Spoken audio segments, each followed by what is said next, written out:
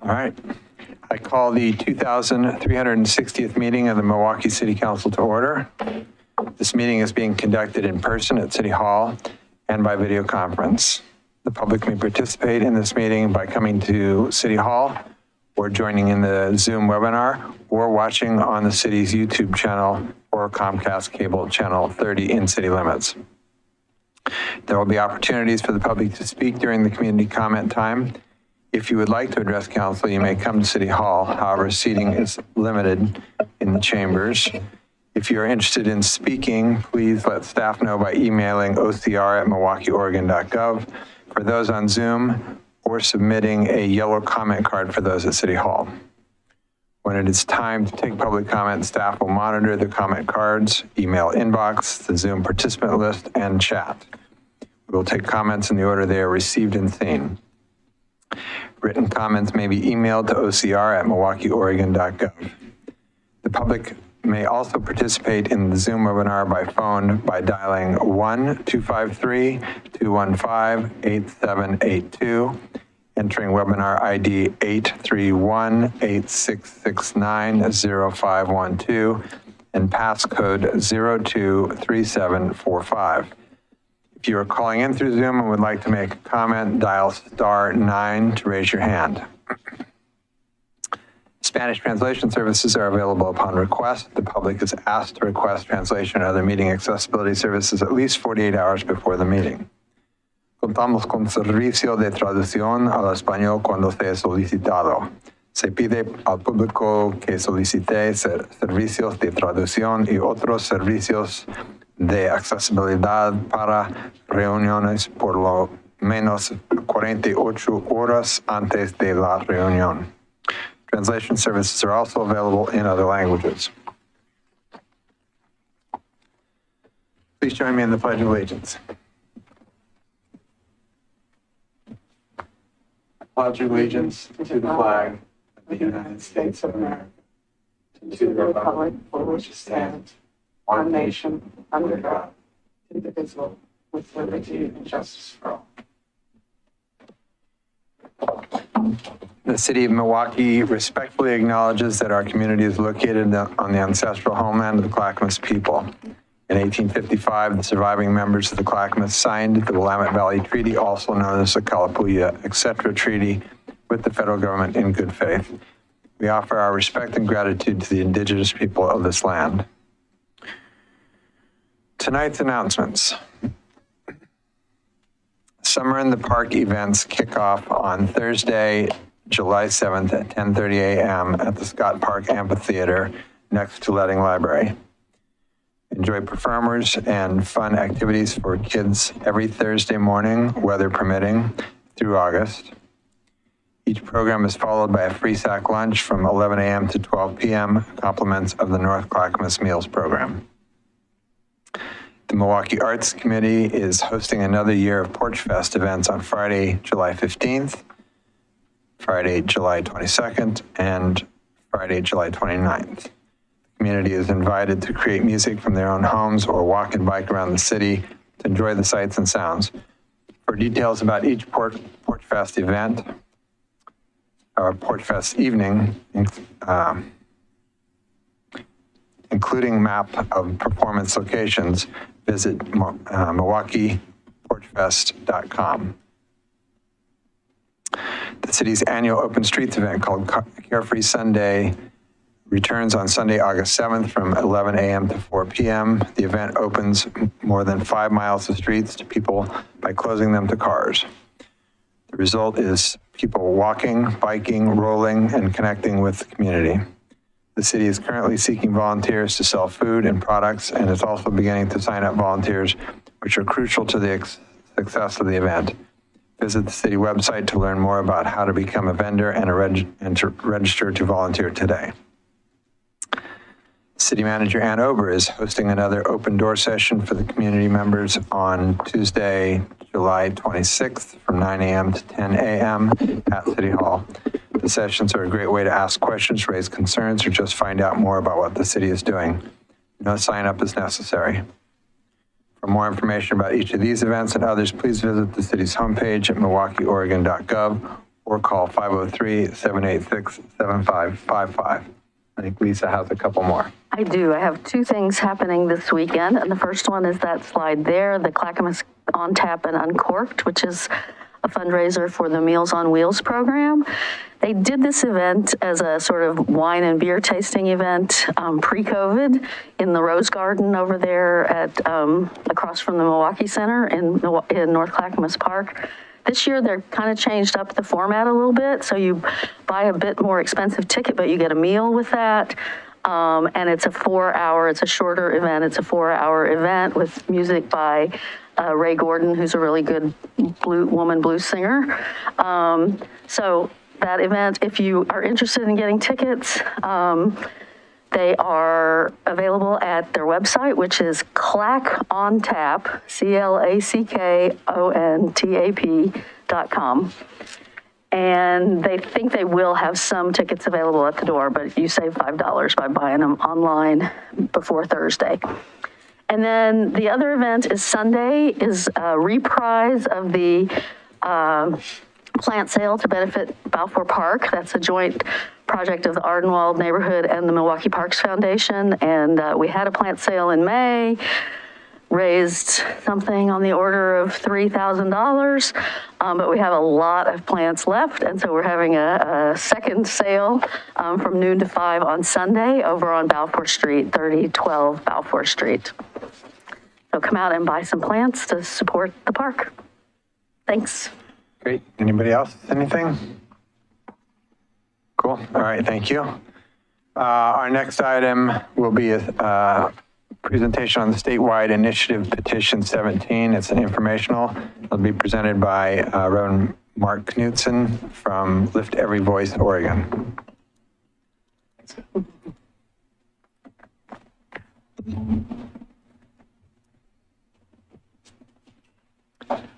Thank you, Mayor, for the invitation, and Councilor Beatty for the pre-work to get us here, and to all of the council members. And as I looked at your bios that are on the webpage, I thought this is really a great council to be part of, given all of your interests. And I saw equity, diversity, inclusion all over it. I saw the environment. I saw, we've had 6 pandemics going. I'm not going to name them all, but we know white supremacy and racism is one, certainly.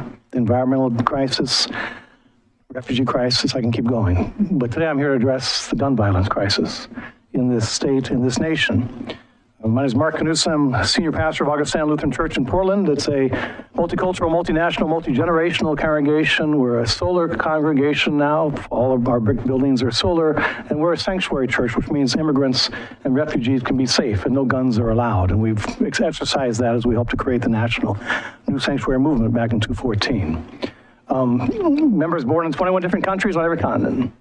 All 50 states represented and many tribal nations represented in the congregation. So it's a thriving place And that's the country we live in, and that's what we celebrate, who we are as human beings in the midst of all that's going on today. And I got to baptize your recorder's oldest one, Scott, a number of years ago. I've known Scott for a long, long time. So I appreciate seeing him tonight here as well.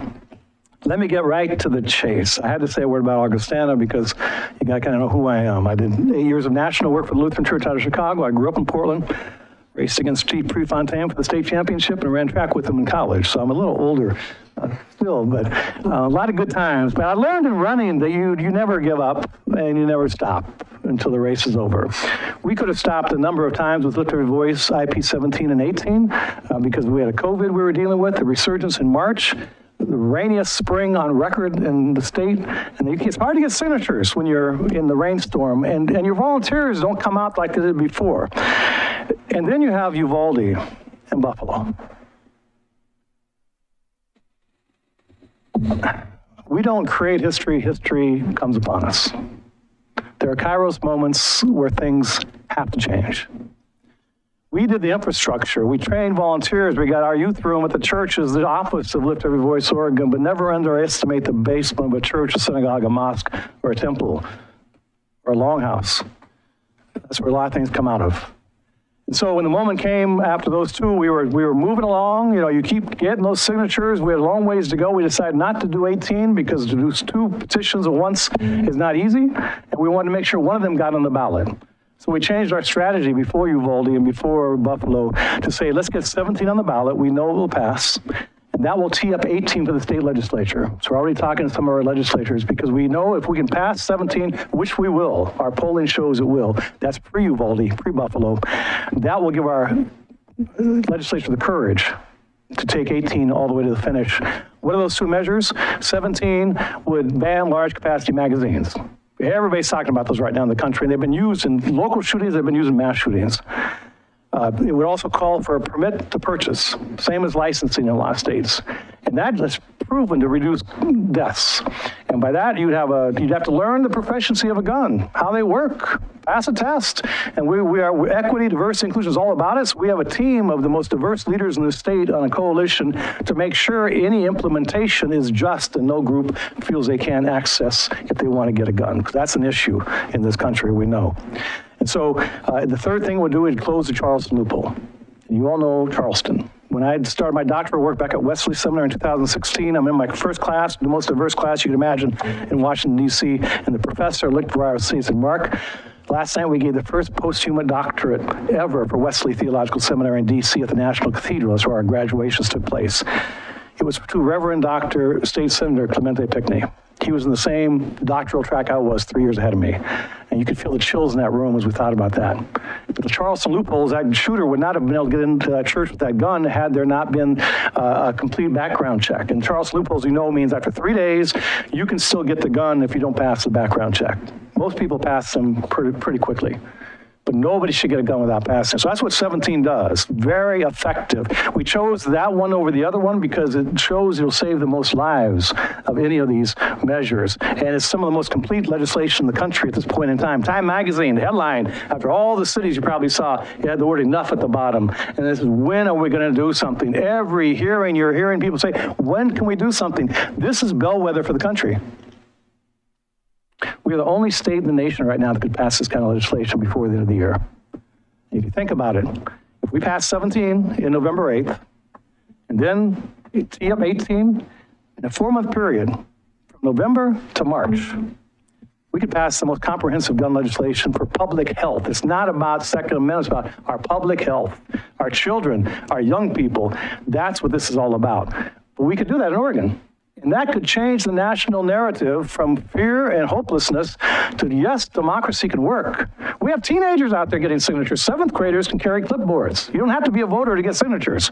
So it's Civics 101. Our young people are learning if they can't change in elected offices, I'm not talking about y'all, but if they can't change in elected offices, we can take action in democracy to change the way things are. So they're learning. Our oldest is 94 years old. He's got 650 signatures. I was with a mother of a 17-month-old. Now, if you've been, you understand 70 months old. My son's 30 now, but I remember those days. She's out there with a clipboard getting 500 signatures carrying a 17-month-old around because it's so important to her that her child grows up without the violence. Who's keeping time? Give me a couple more. I want to make sure I get this in.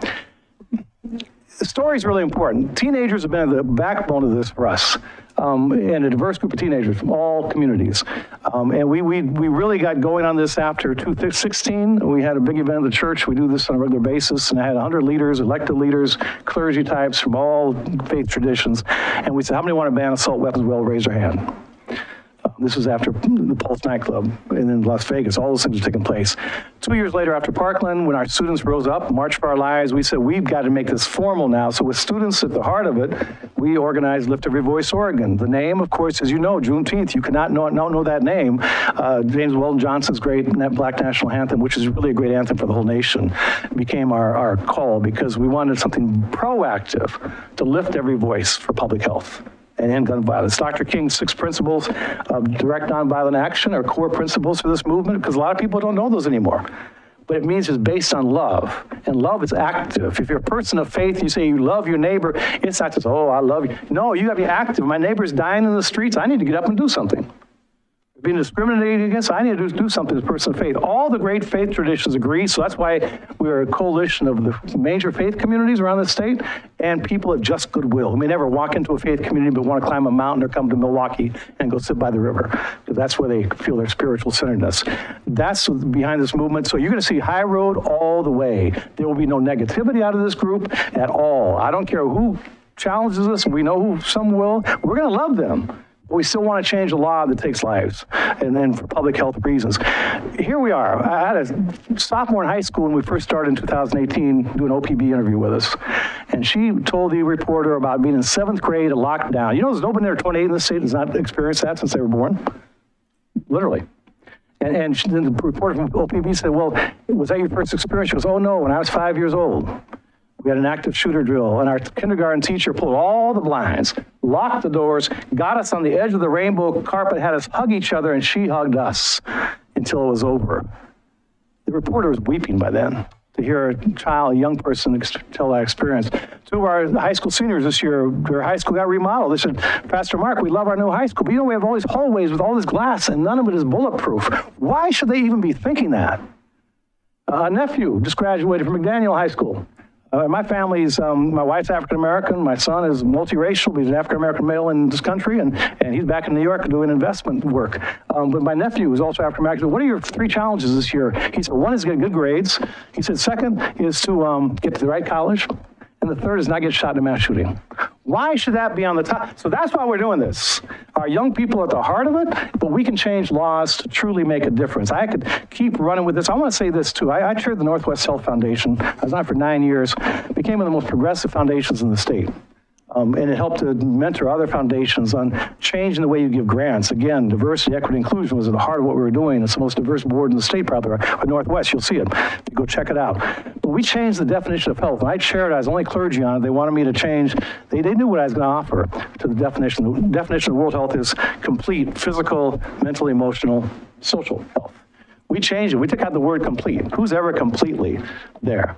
But you can be whole at the same time. So we called it health is physical, emotional, mental health, spiritual health, and social health. And I have to say, every child at Uvalde, anybody has been in a mass shooting, everybody in that supermarket in Buffalo and that whole surrounding community, any place you've had a shooting, in the streets of Portland, you cannot see a shooting and not be impacted in all 4 categories.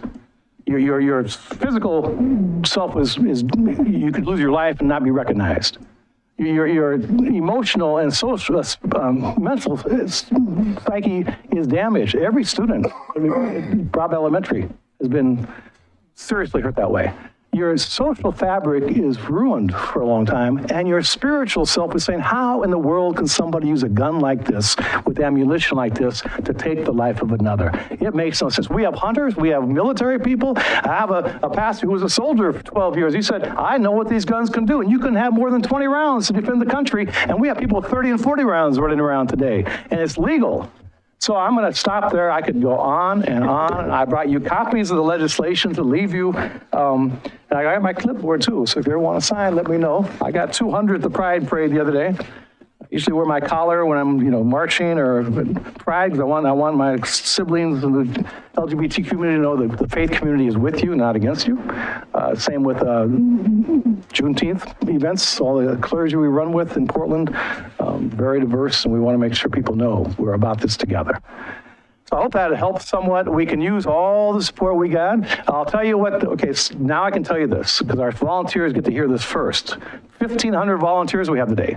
We had 500 coming out of the pandemic. We picked up 1,080 in the last 3 weeks. All trained in every county. This is not a Portland centered piece or Milwaukie or the metro area. This is statewide. Every county has people out getting signatures. And so tonight we do a weekly call for all our volunteers who want to come on. Several hundred will come on. They get the latest numbers. So I'll give you the latest numbers. We're up to 90,000 signatures. We need 112,080 by July 8th. Most groups said we're being too ambitious, we cannot do it. National groups working against gun violence say you can't do it. Others say you can't do it. So a lot have been on the sideline watching while volunteers stepped up and have run with it, making democracy work. We got 18 days to get the other 20,000. We just picked up 15 this weekend. And we expect to go about 30,000 over to get it on the ballot.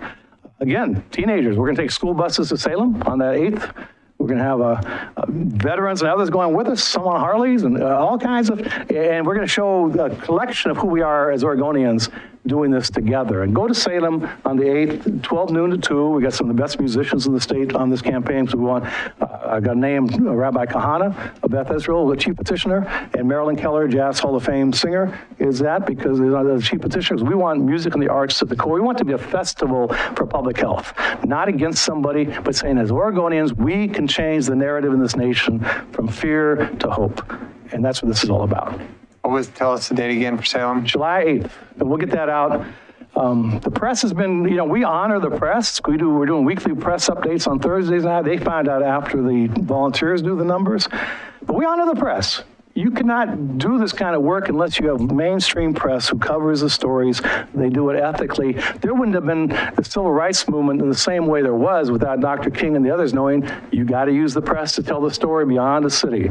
And don't ever underestimate. I've been on the civil rights pilgrimages. You go to Dexter Avenue Baptist Church, 2 stories. Across the street from the massive Alabama State Courthouse and the first Confederate White House is still on the grounds in pristine condition. And there's Jefferson Davis right up there too.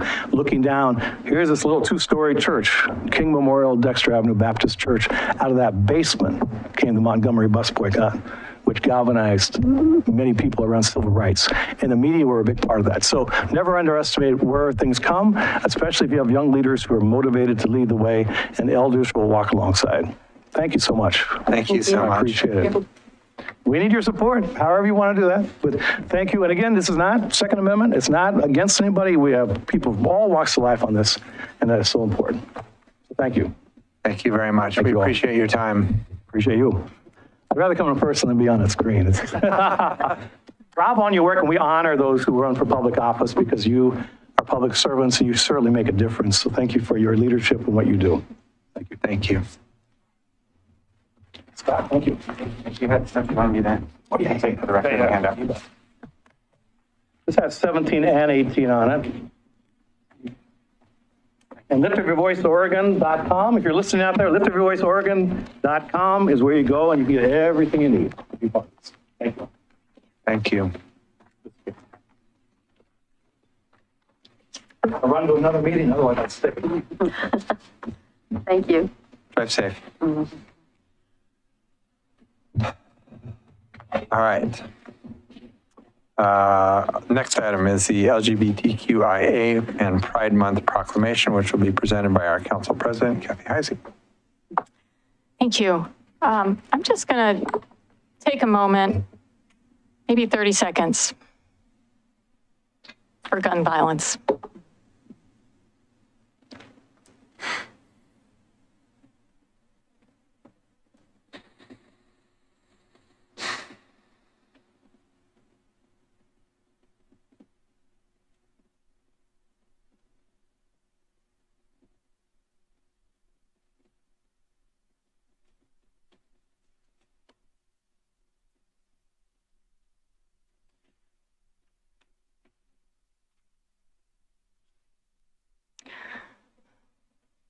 live in challenging times in so many different ways, and it's up to us, it's up to each of us what we bring to the table. I had all sorts of ideas about how to do the Pride Proclamation this year, and they were cut short when I realized that my dad was dying, and he did in fact die at the end of May, which kind of made it difficult to follow through on my ideas. But there is always a gift in hard times. Usually there's many gifts if you're looking for them. And my dad died a little over a week before our Pride celebration here in Milwaukee, which was the sweetest possible event. And one of the gifts of my dad's death is the invitation to live into being broken open. The beauty of the life we have, the arc of the story that each of us is making, and the opportunity to be our authentic selves as we write our own stories. And as I was standing in the pouring rain, as many of you know, at the Pride celebration and seeing all of these kids who are still figuring out who they are and all of these adults who are still figuring out who they are. And we're all writing our stories together. And as I was at the Clackamas Community College Juneteenth celebration, and then our own Juneteenth celebration this weekend, and seeing all of these people who are writing their own stories, and hearing in both Pride and Juneteenth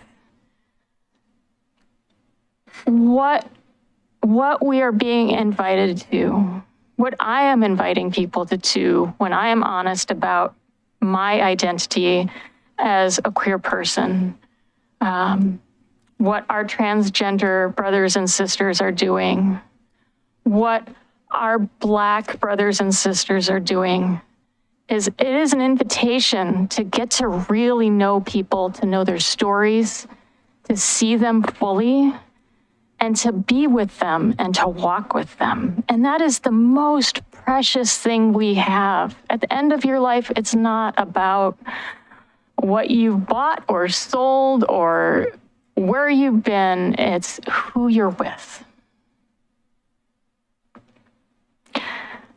And so when I think about Pride, from here on out, I'm always going to be looking for those stories that we're all weaving together.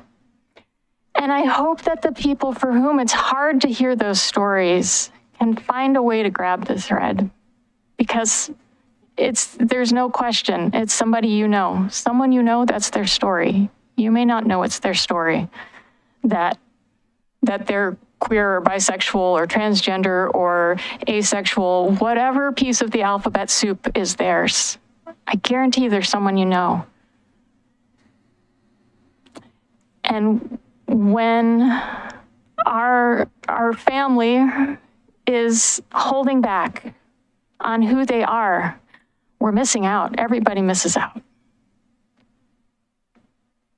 We live in hard times, and the way to get through those is to be with each other together fully, completely.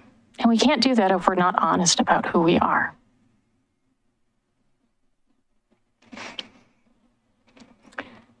And now I will read the Pride Proclamation.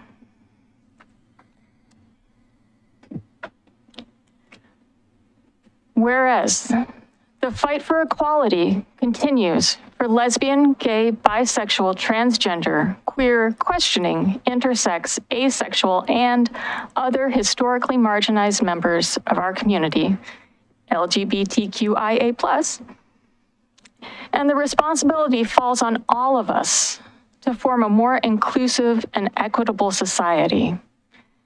And whereas June 28th, 2022 marks the 53rd anniversary of the Stonewall Uprising. 6 days of demonstrations that were sparked by the targeting and arrest by police of gay, lesbian, and transgender bar patrons in violation of their civil rights, which is an event widely recognized as the beginning of the modern gay rights movement. And whereas history has failed to properly recognize the role of the leaders of the Stonewall Uprising, which includes Marsha P. Johnson and Sylvia Riviera, who are transgender women of color who helped spark this movement. And whereas on June 2nd, 2000, President Bill Clinton declared June to be Gay and Lesbian Pride Month to commemorate the June 28th, 1969 Stonewall Uprising.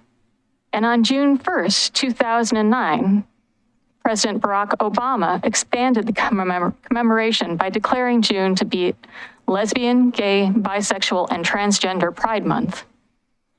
And whereas the 2015 United States Supreme Court decision in Obergefell versus Hodges required all 50 states to grant and recognize same-sex marriages, marking a major victory for LGBTQ Americans and their families.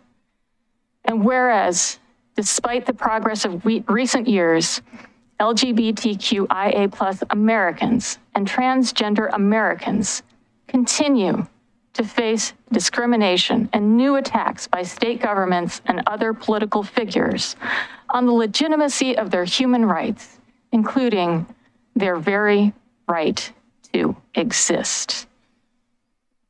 Now, therefore, I, Mark Gamba, Mayor of the City of Milwaukie, a municipal corporation in the County of Clackamas in the state of Oregon, do hereby proclaim June 2022 as LGBTQIA+ Pride Month in Milwaukie in support of our LGBTQIA+ family, friends, and neighbors, and to proclaim that love is love, you are valued and welcome, and your city stands with you.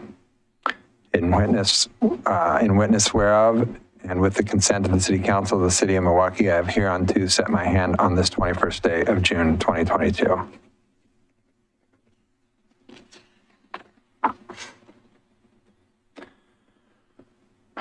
Well done. Thank you.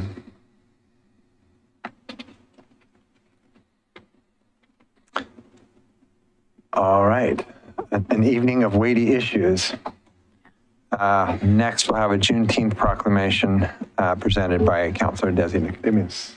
Thank you.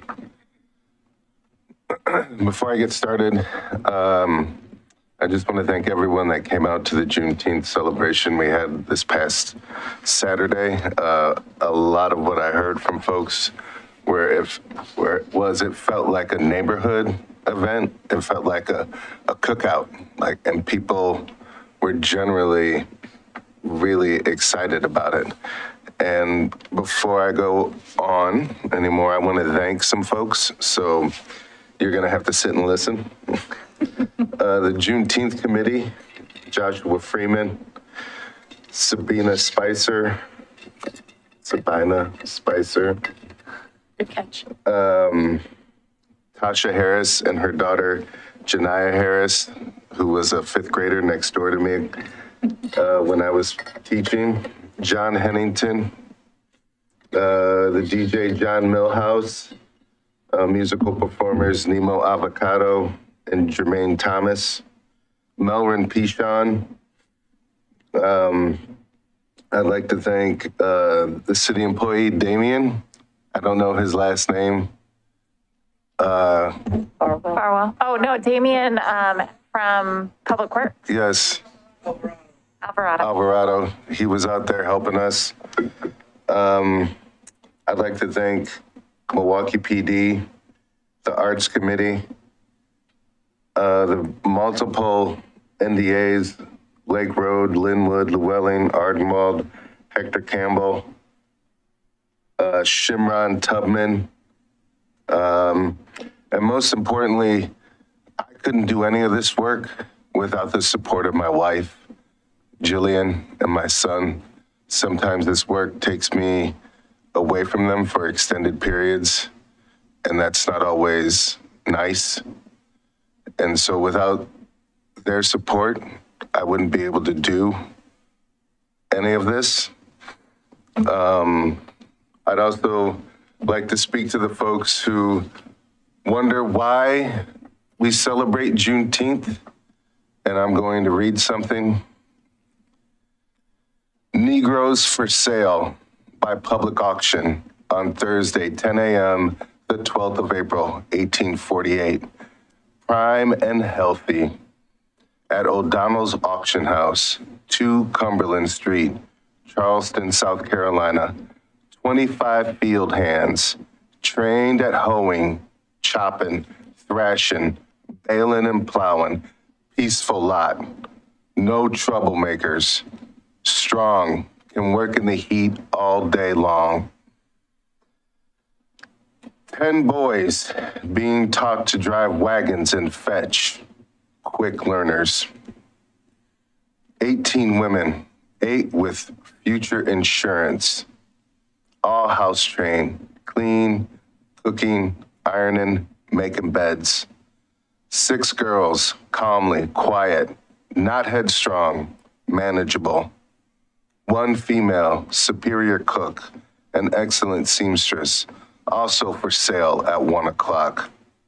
Plow horses, cows, hogs, 1 prime bull, 5 head of goats, 2 wagons. This is fact. This is history. These are families that were torn apart. This is why we celebrate Juneteenth.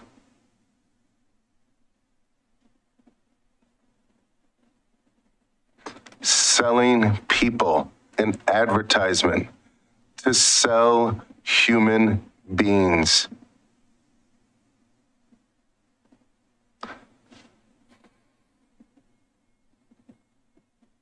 Can work in the heat all day long.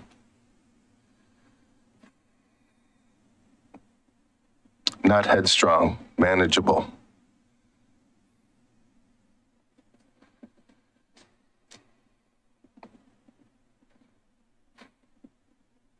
And now I'll read the proclamation.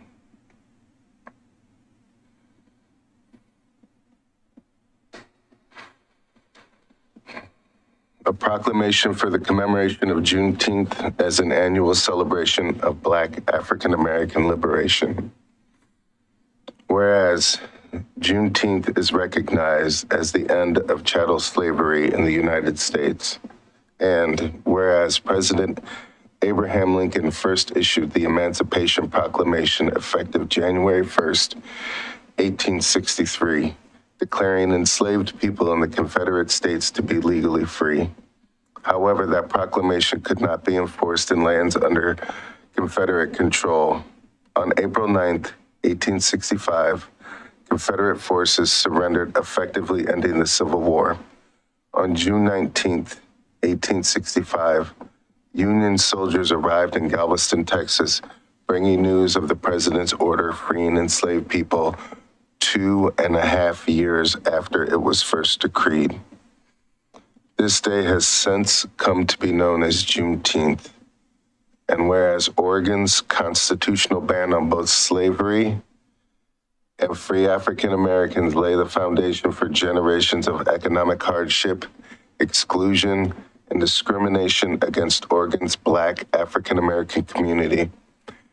And whereas through other systems of oppression, such as sharecropping, Jim Crow, exclusionary and destructive housing and transportation policies, denial and disruption of voting access, and mass incarceration, the plunder of Black bodies and Black wealth continued past slavery and persists to this day, affecting the physical and mental health, safety, and education of Black African Americans.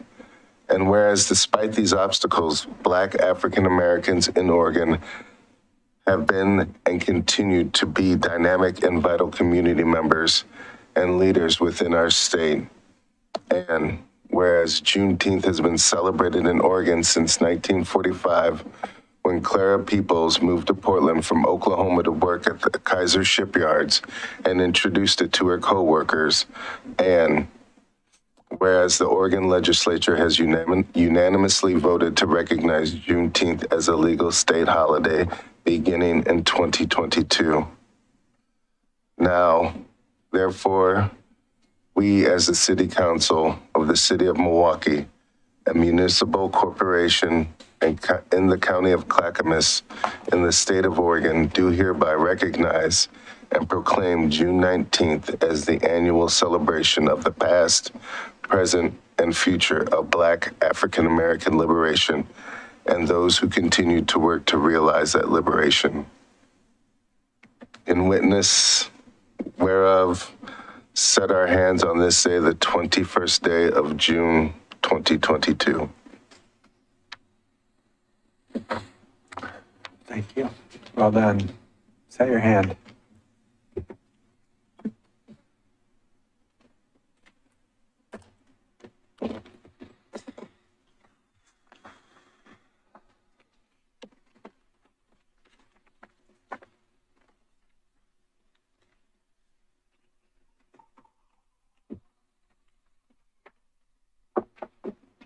Such a tidy signature.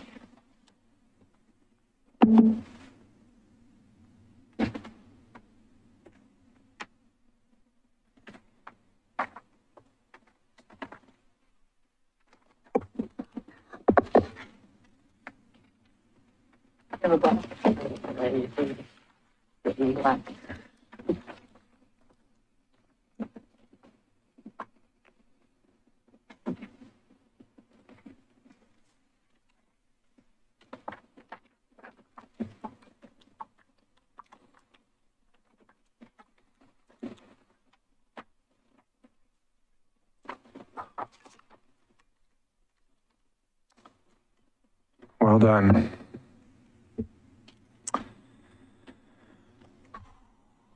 All right, community comments. This is part of the agenda during which council will hear community member statements regarding city business. For those in person who wish to speak, please submit a yellow comment card found on the table just outside the door. If you are on Zoom, please use the raised hand reaction to alert staff you wish to speak, and when instructed to begin, click the microphone option to unmute yourself. If you're calling in through Zoom and would like to make a comment, dial *9 to raise your hand. You may also submit a comment via email to ocr@milwaukieoregon.gov. Before you make your comments, please state your name and city of residence for the record. If you would like the city to follow up with you, please submit your contact information to ocr@milwaukieoregon.gov. As council has other business items on the agenda this evening, speakers will be limited to 3 minutes each. Because information provided during the community comments may be new, the city manager will respond at the next council meeting to those comments that require follow-up. Before we begin, is there any follow-up from the June 7th community comments? Ms. Ober? There is none. Nothing online? Community comment cards and nothing online. All righty.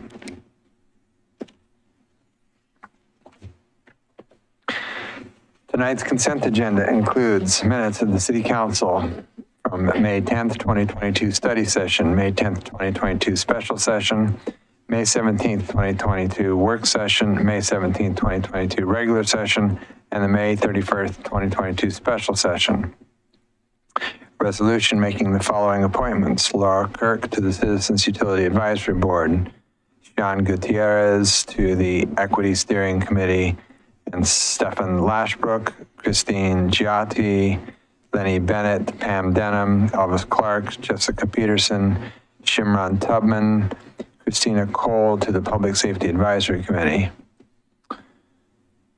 An Oregon Liquor Control Commission application for East Side Distilling at 2150 Southeast Hannah Harvester Drive, a new outlet.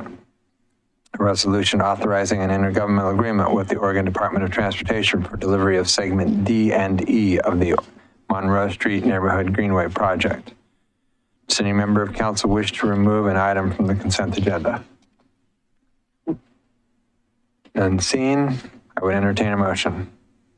I move to approve the consent agenda as written. I'll second. It has been moved and seconded to approve the consent agenda. All those in favor? Aye. Aye. Opposed? None heard. It passes unanimously. All right, our next item is the revised public contracting rules. It's a resolution that will be presented by our Equity Program Manager, John Hennington, and our Accounting and Contract Specialist, Kelly Tucker.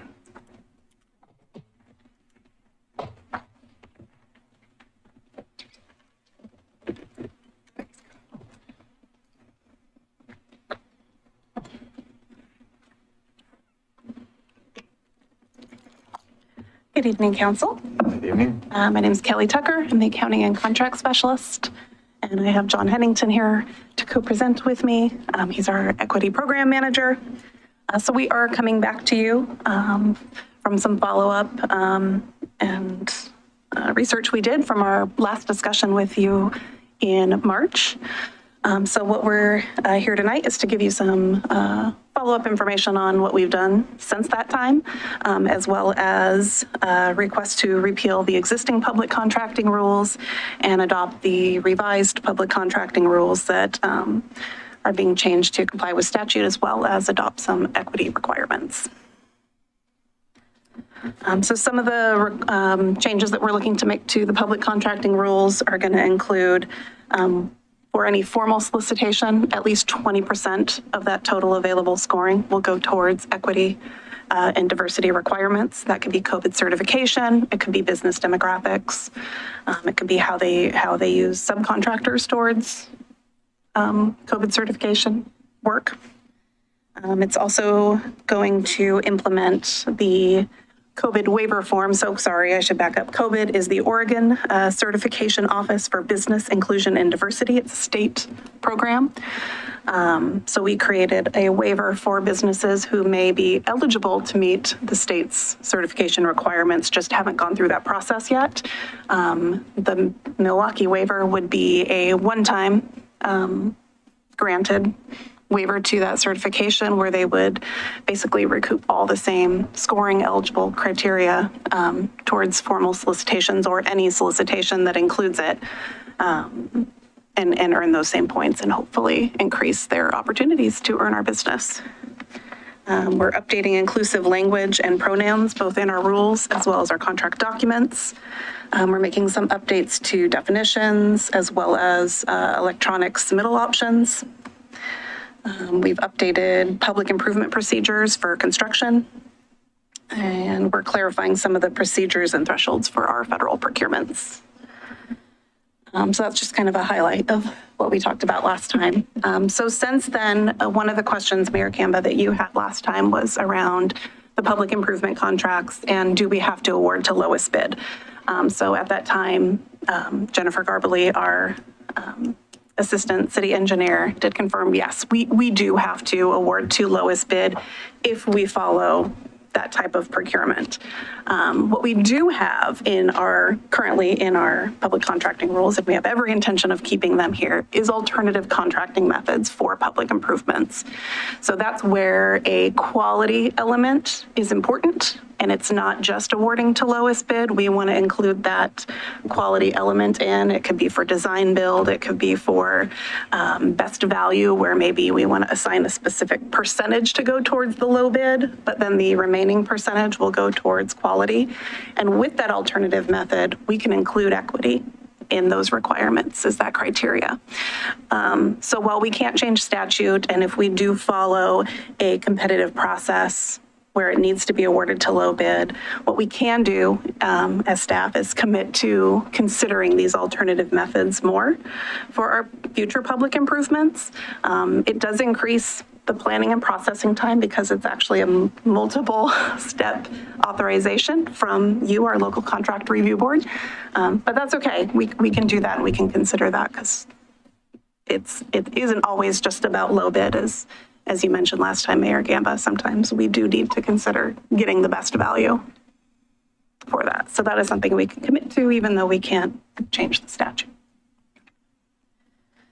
With that, I'll pass it over to John. Thanks, Kelly. Good evening, Council. Also, the staff presented the proposed changes to the Equity Steering Committee. We had two robust conversations about these rules. The first meeting, there was a bit of a debate about the waiver. We had two different perspectives, one strongly in favor of the waiver, and the opportunities it could open for businesses that, for various reasons, are not COVID certified. It could be because they found the process to be too invasive, difficult, time-consuming, et cetera, or they just hadn't seen the value in it. We have people who have been COVID certified but have decided not to renew because they didn't want to go through the process over again. They just didn't see the benefit to it. So there were, that was one viewpoint. The other was concern about basically allowing groups or businesses that had not gone through the process to potentially crowd out those who had gone through the process. So we had a pretty robust conversation about that. We brought the rules back before the committee about 2 months later. And during that time, a bit more reflection, discussion about these rules and the recognition that this is a one-time waiver that only lasts for 6 months. And after that, you can't get it again. So you get that 6-month window to get the benefit from the city of Milwaukee. And hopefully, the idea is to encourage those businesses to then go ahead and get the COVID certification, that they see the benefit from using that waiver, and then they'll go through the steps. So after that, the committee, we have, as I mentioned before, a consensus-driven committee. They came to the consensus to support the rules as written and to forward them back to you with their recommendation. The COVID conversation also ties into something that was raised earlier today by Councilor Beatty, and I really appreciate the question being asked about the use of the term minority business and why we're using that term in these rules. And the reason is state statute uses that term and the COVID certification uses that terminology. That is the name of the certification. Because our rules are intended, particularly the waiver process, is intended to not only offer a waiver, but also to guide a business owner step by step through the requirements for each of the different types of certification. So whether it's minority-owned business, women-owned business, small, I forget the other name. Small business enterprise or service disabled veteran business. It takes them through those qualifications, and at each step lets them know if they have basically been excluded from that certification. So it's meant as a guide to say, here's where you might qualify. Oh, nope, you don't qualify for that. Jump to this and keep following. It's designed to show them how they could then go through the very same steps and qualify for COVID certification. So we wanted to match the language so it didn't become confusing that someone who got this named waiver from us then goes to the state and they don't see a matching waiver. So that's the use of the terminology. That's why we use minority in this. Of course, that language is outdated and in a decade or two, maybe less, will be incorrect altogether. What we would like to see, or what we would recommend based on prior conversation, I got some questions about, does COVID know, does Business Oregon know how difficult the process is, how onerous it is? The answer is maybe, not sure, but they have not updated the rules to reflect that. That probably requires the legislature to get involved. And the recommendation is to all of you from where you sit to perhaps communicate with Business Oregon or the state legislature or future legislators to take this up and to consider several of the issues that we've raised. One of those issues being the fact that Oregon has 3 legal genders, and yet these rules have absolutely no way of dealing with that. The fact that the definition of minority might not actually reflect all of the disadvantaged businesses in the state of Oregon. There's a list of individuals here. I'm not going to read it all. It's I've got it in front of me if you're interested, of people who are defined as a minority. I can tell you that there are as many different definitions of that term as you could possibly imagine. And the likelihood that there are people who are left out of this list who face challenges because of who they are, where they were born, what they look like, all of those things is quite high. So all of this probably needs needs a fresh look. When that happens, or if that happens, Kelly and I are committed to updating the rules and bringing them back to you to reflect that language. But we didn't want to create dissonance between what we're guiding people towards and what our rules say at this point. So that's the reason for that language. And with that, I'll turn it back over to Kelly. Thank you. I also wanted to note, Councilor Beatty, you brought up earlier today as well, the word shall appears quite a bit throughout the contracting rules, and it's heavily on the construction standards that we pull from ODOT. So thank you first for bringing that up, and that is definitely something that I can get changed before these go into effect across the board. So we will do that, and I believe that just takes an amendment to the resolution when it's read. So. The last piece I wanted to touch on before we get into any questions or comments. The other thing that was brought up back in March was signing authority as delegated for our city manager. Currently, it's at $100,000. So I did pull some analysis for city contracts in the last 12 months that are valued between $100,000 and $150,000, which was the number that was brought up. For consideration of whether that's something we want to pursue in increasing for the city manager. What I found was that out of the 104 contracts that were executed in that 12-month period, which was between June of 2021 and May of 2022, only one contract fell in between that dollar amount. However, I did want to note that there were 7 contracts in addition to that one that were written exactly at $100,000. And for the type of procurement method that was followed for those, it would have been possible to go up to 150, and in I think one case up to 250.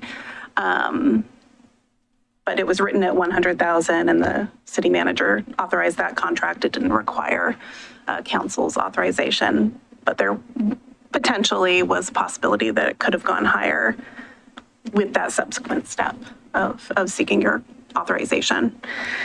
So I would seek your guys' input on if that's something you want to pursue. It's a separate process since it's through the municipal code, and I can definitely look into that.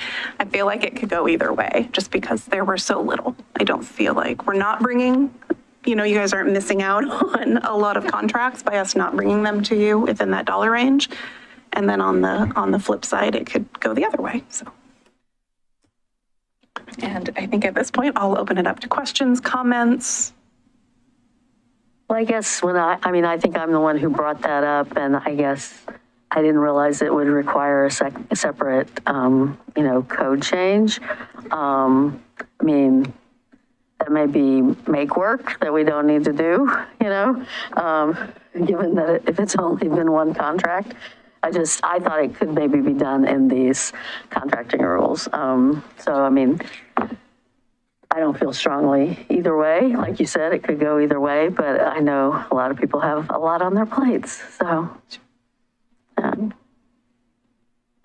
think you answered my questions. I wanted to know if COVID helped people get certified, if there was we can sit down with you, or if there was an outside organization that worked with business owners, but it sounds like it's a big fat no. Nobody helps out. There are civic organizations that are business oriented that can help, and some do help and have workshops for certification. But generally, the feedback I've heard from members of the community, from members of the Regulatory Steering Committee who've been through this process, and others I've spoken to, is that there's very little assistance for this. That it's an uphill climb, and it requires an enormous amount of documentation. Also, you have to prove control of the business. Because by definition, for example, a minority-owned business must be 51% owned by someone who meets the definition of that minority. A woman-owned business as the same in any other certification, and that can be complicated. There are a lot of different ways businesses are run, and being able to prove who controls a business is tricky. Open sounds like a barrier itself. It is something that was certainly well intended and has great potential. There are additional types of certification for businesses that are popping up nationwide.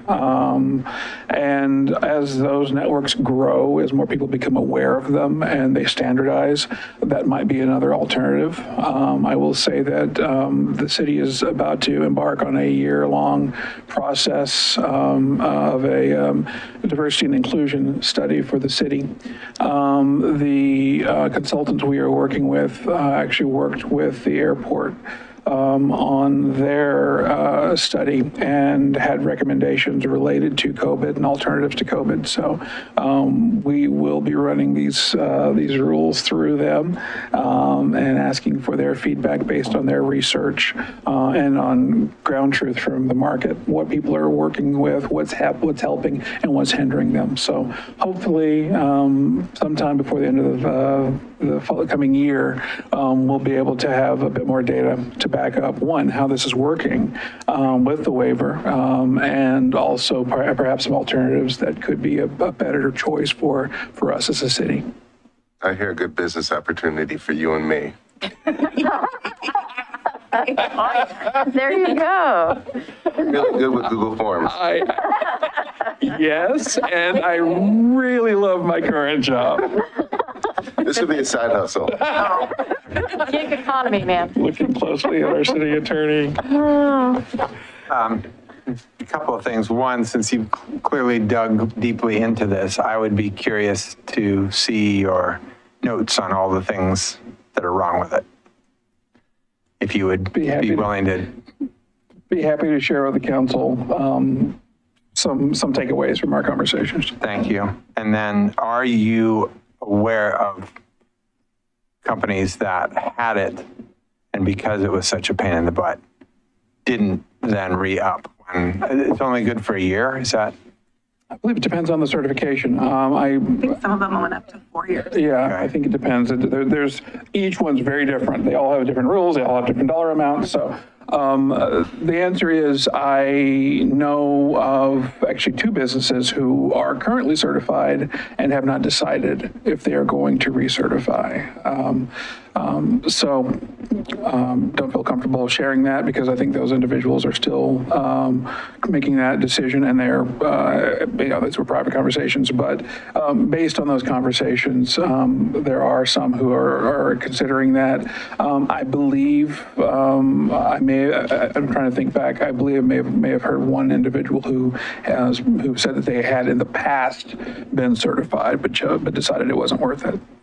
So it's challenging, and because of the amount of time that goes into it, it just may not be worth it for some individuals. We're trying to make it a bit more worth it, and a big part of this set of rules, and something that Kelly and I focused on from the beginning, was informing the public about their options, making sure that, well, one, that our staff and internally are aware of COVID certification, of the lists of businesses that are COVID eligible that we've worked with in the past, and going back to that list whenever possible, but also helping the community at large get a better understanding of what their opportunities are to contract with us, and that just because you're a small business or minority owned or women owned or service disabled veteran business, you still have opportunities. You're not necessarily competing against these big, massive companies who just have the expertise to write, amazing proposals. That we value all different types of businesses, and that we actively are seeking to employ businesses for the city who meet these various qualifications. So we're hoping to really build on that and get a better understanding community-wide that, one, Milwaukie really does value diversity and inclusion in our contracting, and equity in our contracting, and also that there are ways to use your status as what would be a COVID eligible business to gain other contracts with other cities. So we're trying to ease that a little bit. That's why the questionnaire for the waiver is designed as a flow chart. It's been meant to be as informational as it is sort of a test of whether or not you would qualify for a waiver potentially. It's really to help people understand when they're done with that form. Our goal is that someone will say, oh, okay, I could qualify for this, and actually then go over to Business Oregon and begin that process and open doors for them that they just otherwise wouldn't have access to. So I guess as fall rolls around, we should, think about whether we, approach LOC, whether we approach the legislature, what's the right step to just try and get it on people's radar screens. Sounds like the legislature is going to, would be the most efficient. Yeah, it's too late for the LOC slate. Oh, really? Is it? Oh, yeah, they've already, Decided, what, Yeah. March? yeah, well, April, but yeah. Okay. This is a tremendous amount of work. Yeah. You guys have done an amazing deep dive here. Thank you. Thank I've you. learned a lot. Thank you for acknowledging that. It has been, but I think it's been great. And I've said this before and I'll say it again. It's been a long time coming. I mean, the last time I was before you updating rules was in 2017 and we talked about it then. So this needed to be done. And I feel like we've made great strides and I'm excited to see and learn from what happens in the next 6 months to a year. And we can come back and we can revise things and like John said earlier, make it fit Milwaukie. Some of this stuff may work, some of it may not. We can tweak things. Thank you. Thank you all, and thank you, Kelly. It's been really a pleasure working with Kelly on this, and this has been an awesome process, and Jim. This has been great, and I think a really important step forward for us as a city. Yeah. And thank you for at least touching into the contracts that we have so very many of. Yes. And with kind of going back to the signing authority, are we okay to just leave that then as is? If you can't change it in this Nope. process, Nope. then I agree with Lisa that it's kind of a make-work deal, and for one, Right. Who So a cares? few contracts would Right. have been affected, potentially would be. So, okay, thank you. all right. Any further comments, questions, concerns? Then in that case, I would entertain a motion. I'll move to approve the resolution acting as the local contract review board, repealing existing public contracting rules and adopting revised public contracting rules to reflect laws adopted by the state and incorporating equity requirements with the amendment that staff will replace the shalls in it with must or will as appropriate throughout. I second.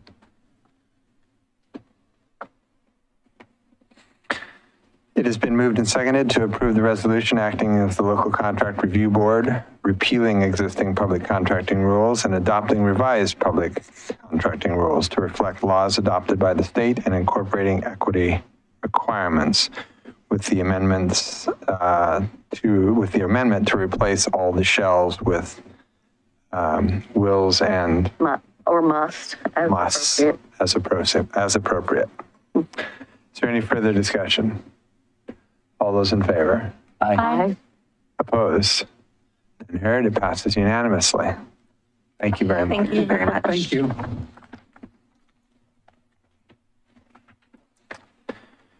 All right, our next item is a noise ordinance update, the discussion. This will be led by Councilor Beatty and myself, and undoubtedly will involve Tim. All right.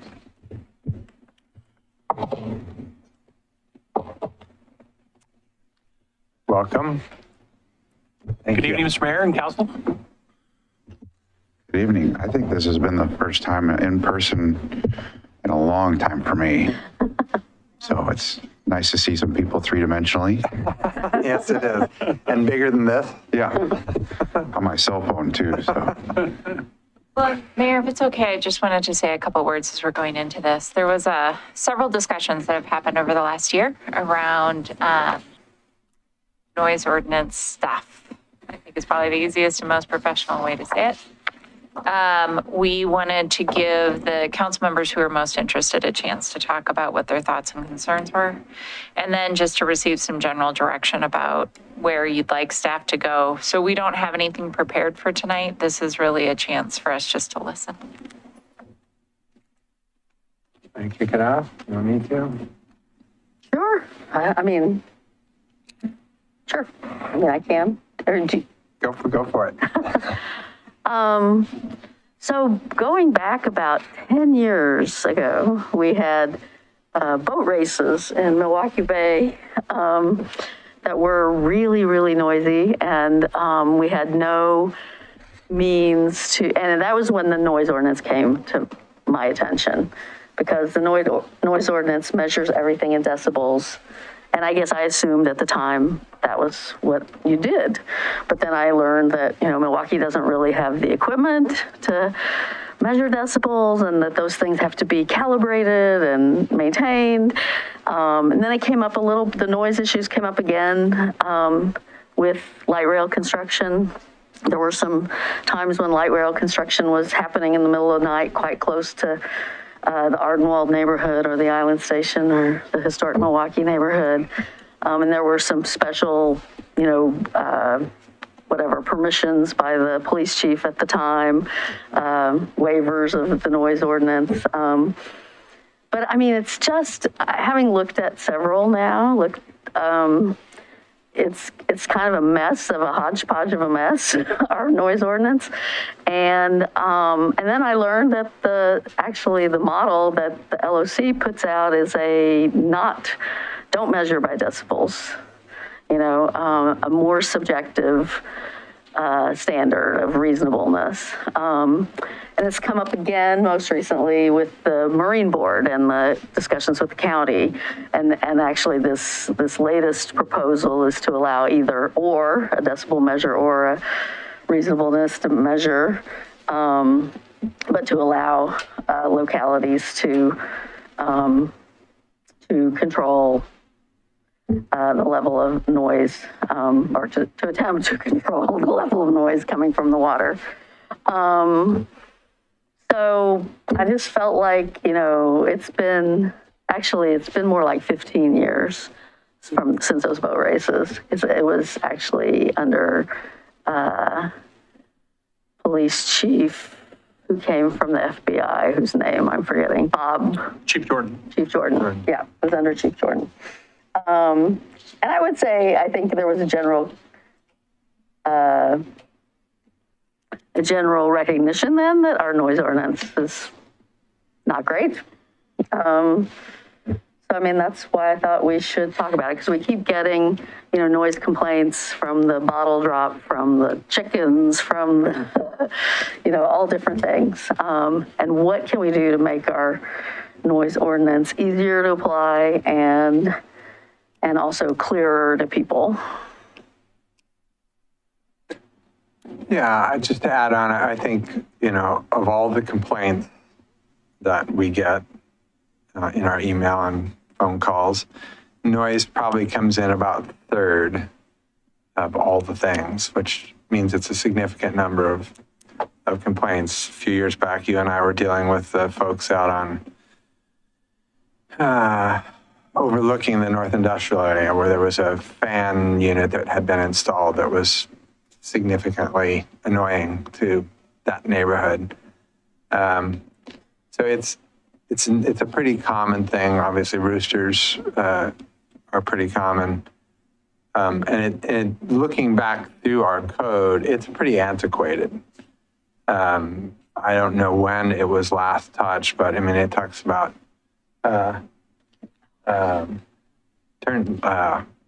what was the term they used?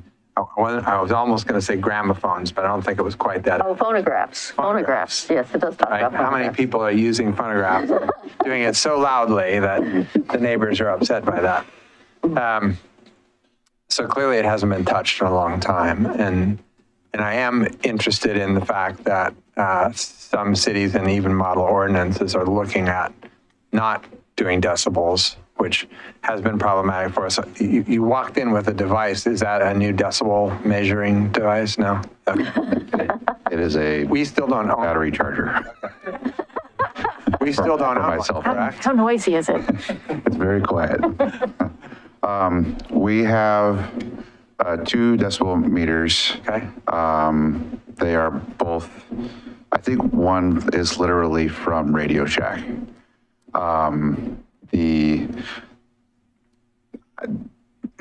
We have 2 parts of our code. One is the maximum permissible decibel level section of code. And then there's the prohibited noises designated code 8.08.070. Which talks about noise that disturbs any person. There's a lot of disturbs any person at the end of those things.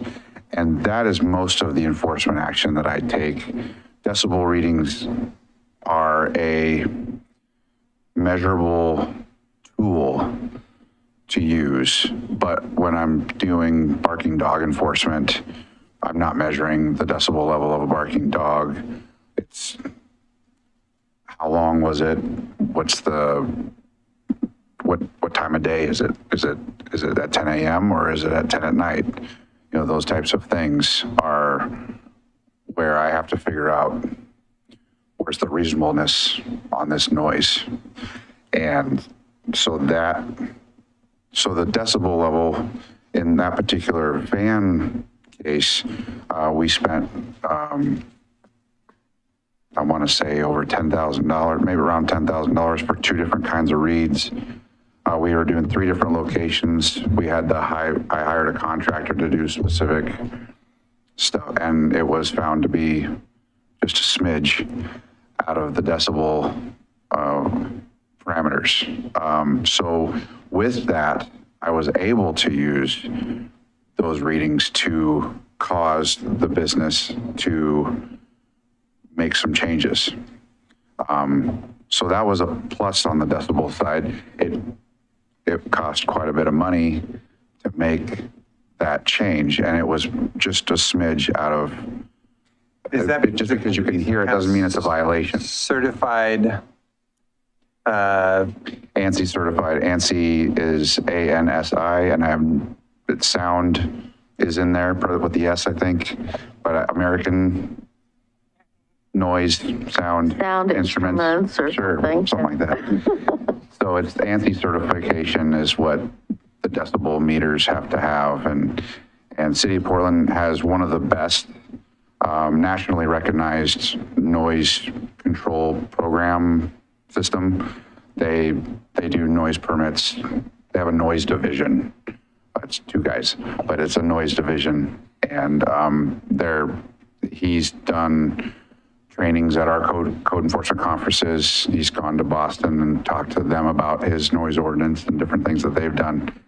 So I've talked to him through various times, not recently, but various times, and he's told me about the equipment that you need to have the decibel system is it's astronomical prices for as little of use that we would get. So that's why we have hired in the past a consultant to take care of those things when they come up, when it makes sense. Can you explain a little bit more about when you can go with the disturb any person language and when you have to go for the decibel? What was it about that one that made you have to go for the decibel reading versus being able to use one of these disturb any person kind of? There was something I needed to hang my hat on for it to be scientific, the reasonableness. I felt like it was, when I was there, It was possibly a new sound. Don't know. It wasn't aggressive, in my opinion. Disturbs any person. Didn't disturb me, but I don't live there. So I was looking for something measurable because I wasn't necessarily, noise ordinances can be not about the noise, it's about I don't like my neighbor with a lot of things.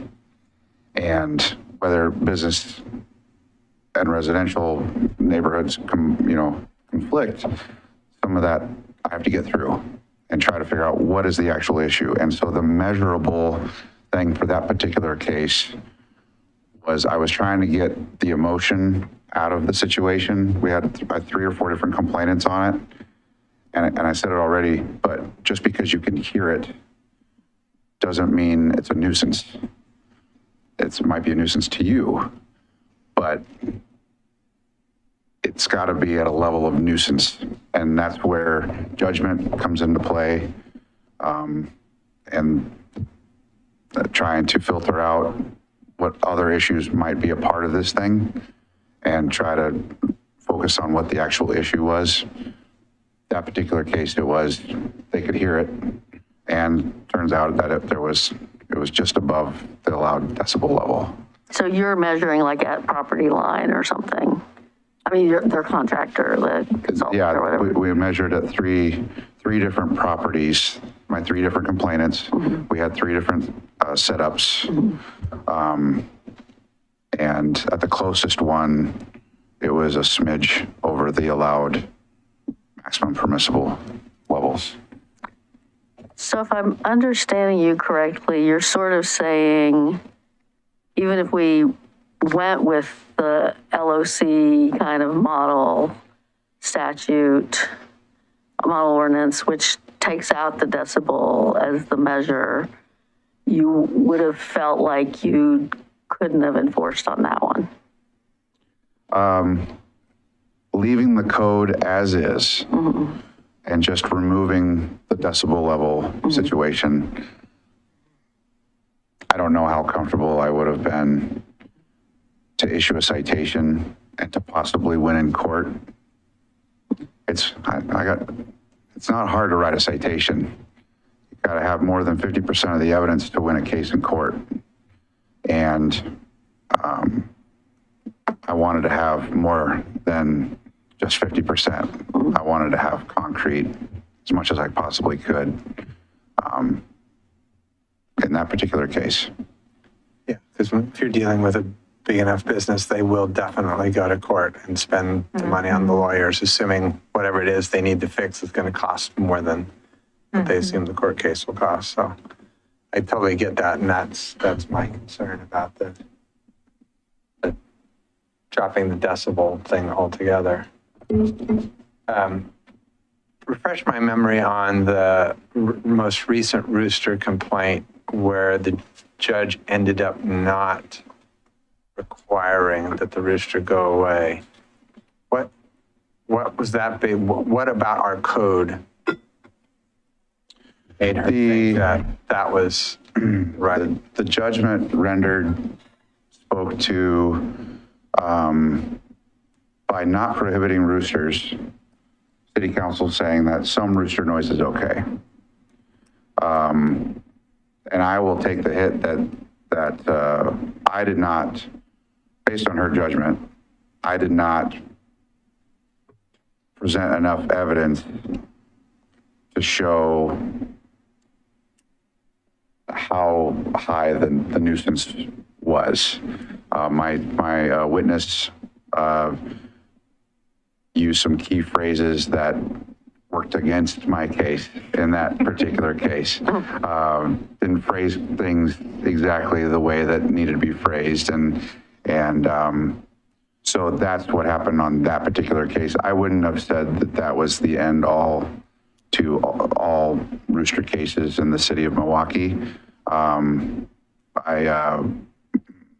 Our city prosecutor also listened, because our trials are recorded, and listened and offered some advice on how I could have better presented the case. So I'm personally have taken the hit on that one. So there's nothing about our code other than just outright disallowing roosters that you can imagine we could change in that instance? I don't think it set a precedent. I think I needed to prove my case better for that particular case. Well, I was going to say, your 070 that you cited to us says animals, the maintenance of any animal which causes noise of such type, volume, or duration so as to disturb any person. So Correct. why, so the judge took the view that the fact that another part of the code which allows chickens doesn't disallow roosters to somehow trump this? I can't speak for the judge. I mean, that's, I was able to prove that the rooster crowed. It made noises, and I was able to prove that it made noises. I had testimony that said it made noise. Did it make more noise than what was allowed by the city of Milwaukie because we have a term in code enforcement also that, dogs bark. It's the same exact code. Animals, disturbs any person. Barking dog, parrot squawking. I think I got that complaint this morning. And so at what point is it disturb any person or a reasonable person? Is it the fact that you heard the dog bark or the rooster crow? Or is it at 5 a.m.? Or is it a volume or duration, long period of time in the middle of the day when you're trying to have a meeting in your office at home? What's the violation? And so trying to find out what the real issue is and everything. And with roosters, it's typically just that they're making any noise. And it's usually pretty early.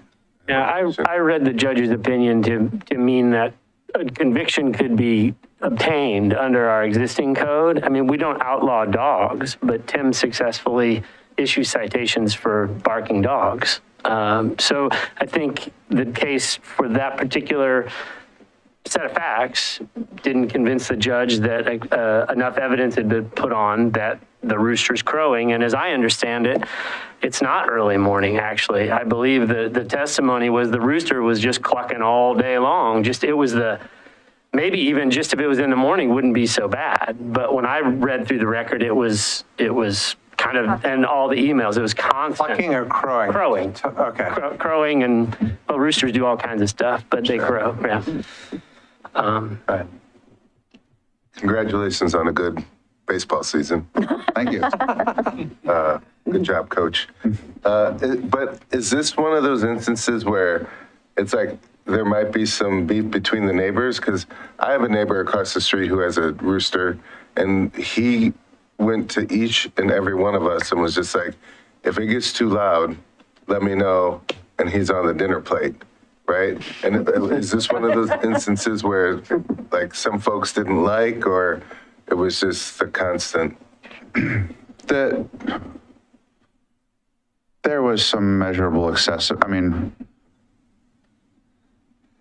I don't want to share a personal story, but I've recently, but Ann would love it if I shared it, but my wife recently purchased 20 chickens from Kentucky. And they were not fried. We only have 7 left. Yes. Nine roosters. Oh my. God. And others, as little ones sometimes don't. You shut down that Amazon account, right? I immediately, we found some places way outside the city and they found better homes. But,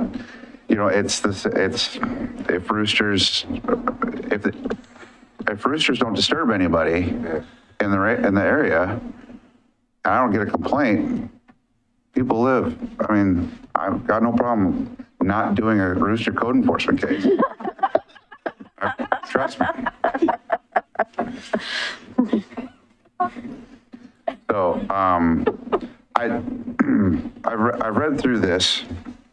I don't think that I think there's a lot of it that we already do have. I'm not married to the decibel thing either way. I'm not.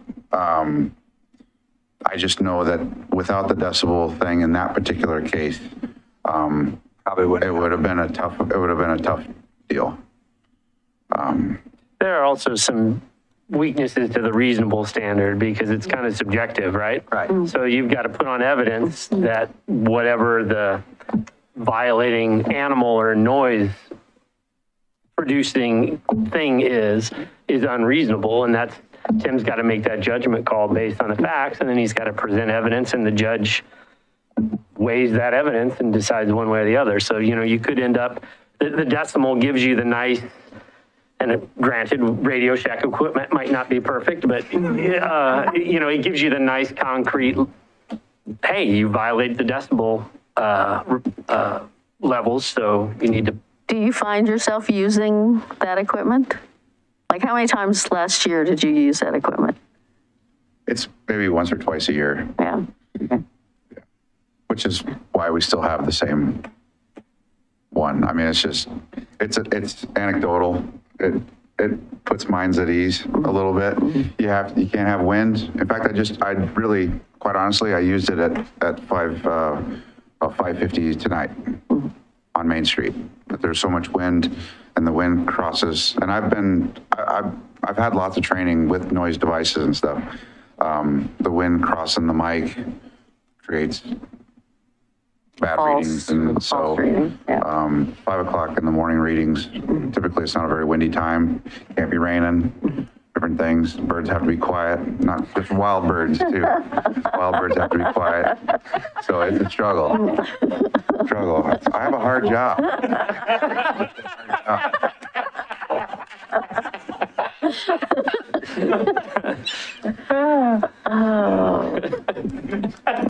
How did you transport us to Pawnee? Yeah. Like, it's just like that. Yeah. This is amazing. Exactly.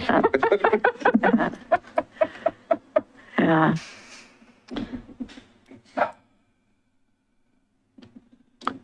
So I guess the question for you is, do you see any value in updating either our code ish the way it is, or going to the LOC model code or something else, Portland's code, if that's in your opinion the best? Would it make your the work you have to do, because you're going to get the calls one way or the other, right? Doesn't matter what our code says. If people are pissed off about a noise, you're getting the call. So the question then becomes, are we going to solve more problems with better code or different code? I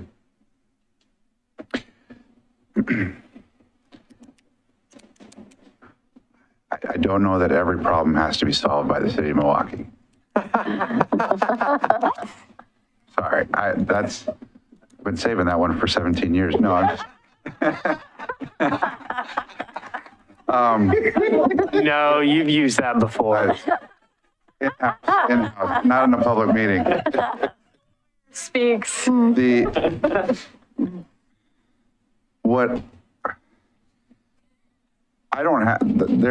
have a lot of similar language, and I think the original code that we have on the books was written in 1982. So I don't think it would be bad to compare and contrast and really dive into it. It's possible. The workload impacts. I'm not familiar. You guys passed a tree code? I don't know if you guys are familiar with that. You heard about that. That does take up some of my time these days. Thankfully, we were able to promote John Simkovic to code enforcement, and he's been great. He's learning a lot and allowing me to do a little bit more administrative stuff that I've been needing to do. There's a lot of really big things that need to happen, and some changes that I'm looking to make with the code enforcement department. Adding the noise ordinance thing without a like a hard deadline of 3 months away or anything like that, I'd be open to do that, whatever the council finds necessary. To speak clearly about the bottle drop situation, we get complaints at 10 a.m. called in, 10 a.m. There's one particular individual who I feel for. You've seen the emails possibly. Yeah. So it's a lifestyle, work-life situation for that person, and I feel badly for it. But I've been here my whole life. That was a grocery store. I shopped there, and it was a grocery store, and there's shopping carts that were going back and forth, rattling glass bottles. You know, back in the 80s, glass bottles and stuff. And so those noises happened at that place for a long time. And then it was Save-A-Lot for a little bit. And then it hasn't been a grocery store. But then part of the grocery world is the bottle bill. And those sounds are there. And I have not seen a very good example of trying to do enforcement in the middle of the day on the rattling of bottles and cans. So are the I mean, I know some of the complaints are the middle of the day, but are they all, they're not 6 a.m.? They're not before the place is open? I have not received those. Okay, I had understood that they were. And the phone calls I got Yeah. were that Yeah. it was before the business opened and people were lining up and blah, blah, blah. And Yeah. That's possible. I think that was fair during the COVID, first part of COVID. It got busy there because all of the little 1 to 2 machines that were at Oak Grove, Fred Meyer, Safeway at Webster and Thiessen, they shut them down. So our bottle drop became an even more game in town. location for the folks that need to do the bottle drop thing. And so people were lining their bags up and then going sitting in their car. I saw it early in the morning. They were sitting in their car, watching their stuff, making sure that nobody's touching their bags. And, you know, it's their money. I get it. And so, but every time you got 6 bags with you and you're not able to get one of the carts, you're moving 6 bags 6 feet forward, and there's 30 people in 6-foot increments going from the front door to the backside and then all the way out to King Road. Yeah. Saw it. It's crazy. Yeah. And because you have to be 6 feet apart. Yeah. And so, you know, and so that was a big deal. And then people were trying, and so that was possible, showing up at 6 a.m. to get one of those first spots, because you don't want to be at King Road, you know, in the rain, trying to get to where you need to be in March or whatever it was. Right. So anyway, That's mostly that. I think so. I've talked to a few of the folks that are on the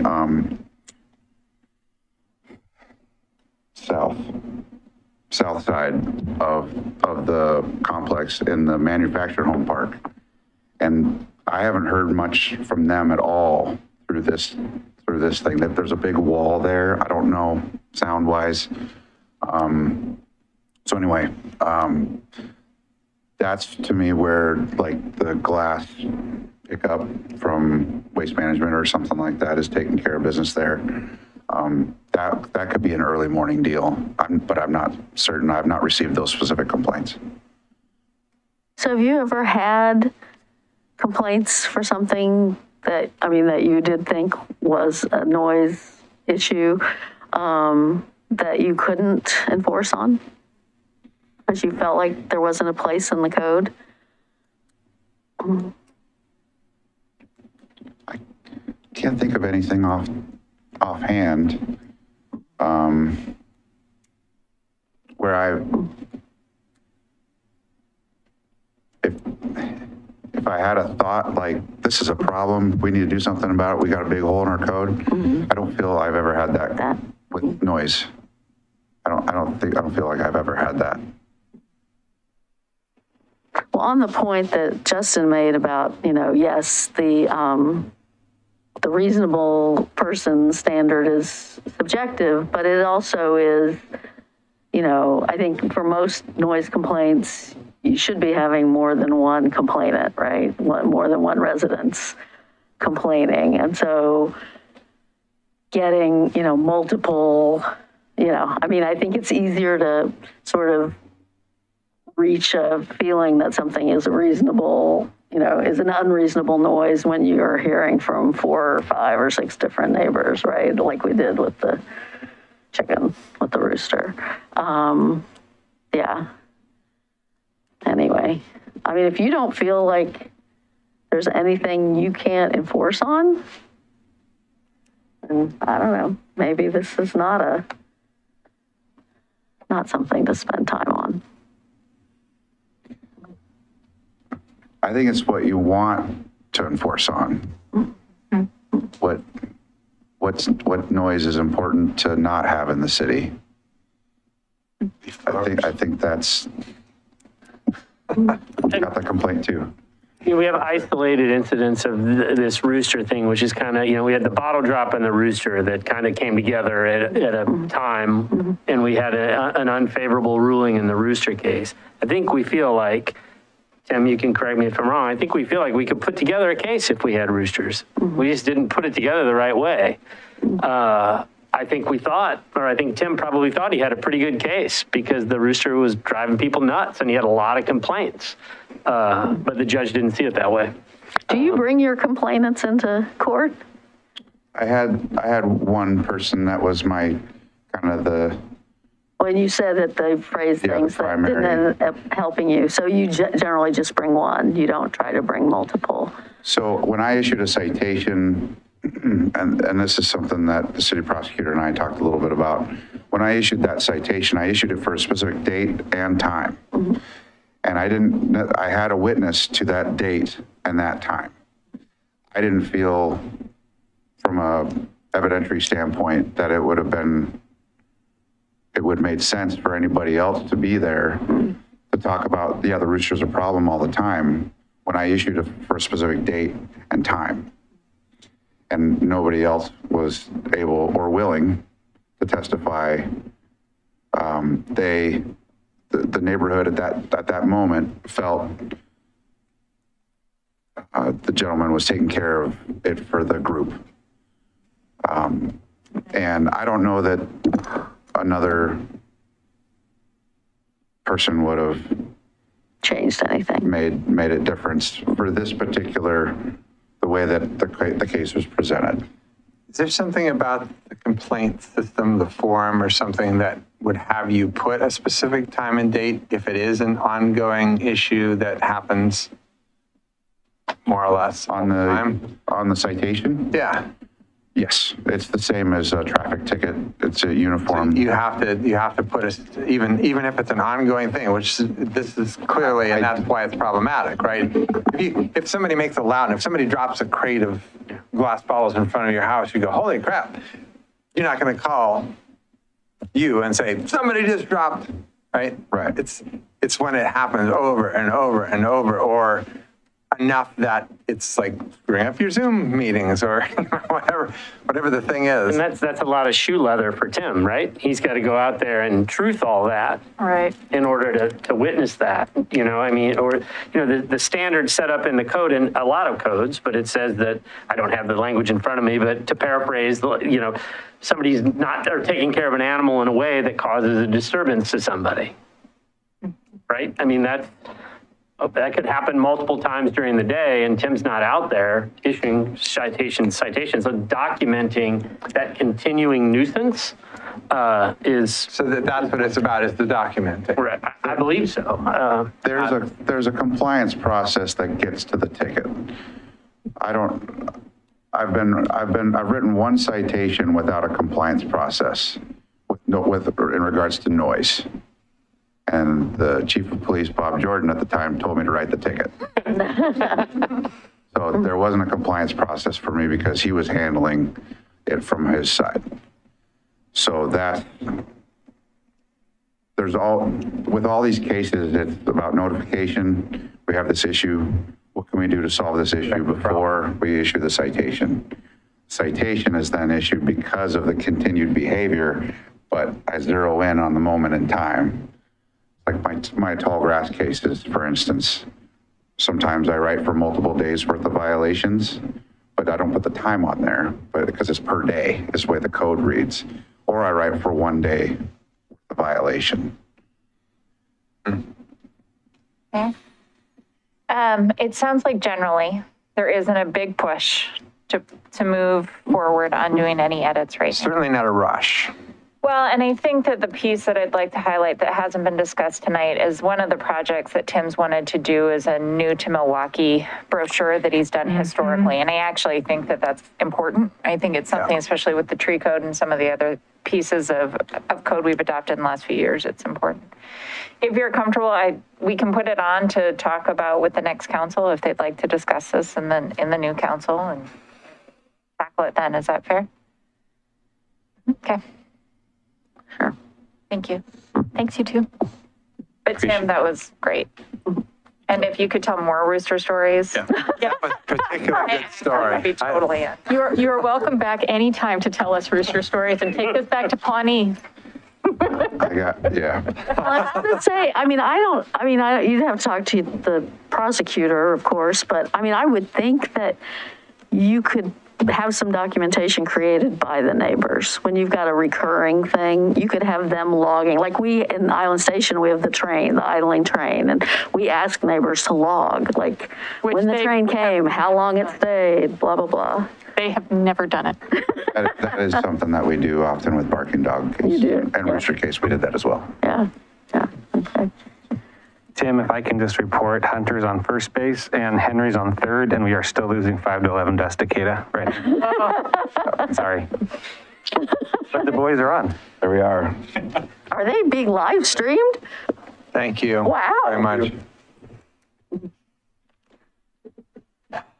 Okay. Our next item is the Sparrow Site Auxiliary Property Purchase Resolution. And this will be presented by our Community Development Director, Joseph Brilio, and our Development Program Manager, Mandy Bird. All right. Good evening. Tim. I didn't know you were missing a game for this. I'm sorry. Thanks, Tim. Sounds like he's not missing much, though.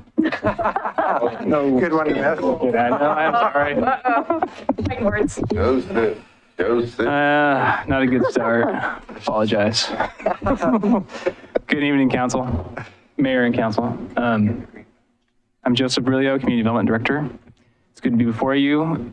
I don't think people appreciate the diversity of issues you guys see within a couple-hour period. Seriously great. I got 3 sermons tonight. Honestly, it was really powerful, really amazing. And then powerful roosters and powerful contracting. And now you're talking about developing pieces of property. Complicated, but I'll let you know I appreciate it and see the value of it. Tonight I'm here with Mandy Bird. She's our development project manager. And I know this is her first time before you, so I'm here to help, hopefully, and not burden the process here. But Mandy comes to us from the city of Milwaukie, meaning that she's from here. She lives here as a resident. She's a local. She has great experience in construction management, affordable housing in general. Has been a great asset to us already in her just 5 months here. She's proven so useful in projects like Coho, which is very complicated, Sparrow, which is complicated as well, and the City Hall project. So I just want to say thanks, Mandy. Great job so far. Almost there. And I'll let you take it away. Okay. Thank you. Good evening, councilors and mayor. So my name is Mandy Bird, Development Project Manager, and I'm here tonight to present the resolution to formalize previous discussions and presentations on the proposed acquisition of a TriMet parcel, which is adjacent to the city-owned Sparrow property. And this adjacent property is needed for site access for future development.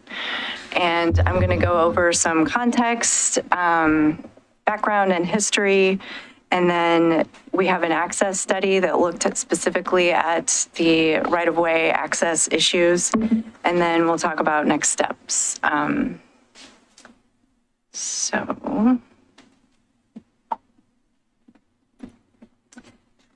So here we have just a bit of history that the city purchased this site from TriMet in 2019. It's located in the Island Station neighborhood district south of downtown and just off of McLaughlin. There's the two orange dots there are indicating Max Line, the downtown Main Street, and then the Park Avenue Max stations. I think that's kind of just the vicinity shot. A little bit more context here. We've got some constraints that have been presented, I think, in the past. One is on the density of the site, which could be limiting to future developers for affordable housing just based on financing. But the plan is to release an RFP, which would give the developer community an opportunity to propose the density that would work for the site. Secondly, the site has been deemed a brownfield due to soil contamination. Specifically, we've got phase 1 and phase 2, which detected metals and petroleum on the site. And would require either surface capping or soil removals. And the recommendation after talking to the phase 1 consultants would be to wait on a remediation plan until we do this RFP and have some idea of what the site plan layout would look like so that we would know, for instance, where there would be a parking lot or a sidewalk, which would be considered the capping, versus the other areas that might be needing to be soil removal. Finally, we've got the site access study, which found that expansion of the right-of-way would be required, and that is tonight's agenda item, which is the purchase of the second lot here. So zooming in a bit on our map, we see both the main Sparrow lot, which is lot 300, and then the adjacent lot just to the south, which is lot 5100, and owned by TriMet. It's a vacant lot, and I've started calling it the Sparrow auxiliary lot, just for clarity, versus the main lot. And then the city had hired a consultant to do a site access study. So we can look at their findings here, which even when I have this on my own computer zoomed way in, it's very hard to distinguish because it's so kind of faded. But the site access study really found that in order to unlock development for future at the main Sparrow lot, the Sparrow auxiliary lot would need to be required. And they came up with these two different graphics here, which basically, my understanding is that there's a diversion between where the historic right-of-way is and where the actual paved road is. And so there would be a choice, a decision, a solution to be decided upon sometime in the future as to how to reconcile that. Is the right-of-way proper going to be the right-of-way where we pave, or are we going to move the right-of-way? It's convoluted and hard to explain, but hopefully I'm making some bit of sense. And again, either option, both of these graphics, the Sparrow auxiliary site would be required for access. So this one shows it a little bit clearer on the tax lot map, where I've highlighted in green, and then you can see 26th Avenue just kind of like goes right into it. Where's my mouse? Oh, here. Yeah, right here. So Yeah, basically the site access study found that if there is to be eventual development at the main Sparrow site, then acquisition of the auxiliary lot is needed for access and right-of-way. I've got, I lost my mouse again. Kind of an idea of what this might look like depending on direction from council. But today we were at our first box here on the auxiliary parcel. So we would be hoping for a successful recommendation to purchase the auxiliary parcel, and then we would be coming back in the future to ask to be declared surplus on both lots, and then authorized to issue an RFP, which could be released later this year. And then in 2023, we would be looking at selection of the developer owner, doing our public engagement, site design, and that's when the remedial action plan could be confirmed and clarified. And then 2024 could be the timeline for, getting through permitting, improvements, mitigation, and construction. And so I've blown through all of this pretty quickly. So the action tonight is to consider a resolution to approve the purchase of the Sparrow auxiliary site. And that concludes my slides. So we'll open it for discussion and questions.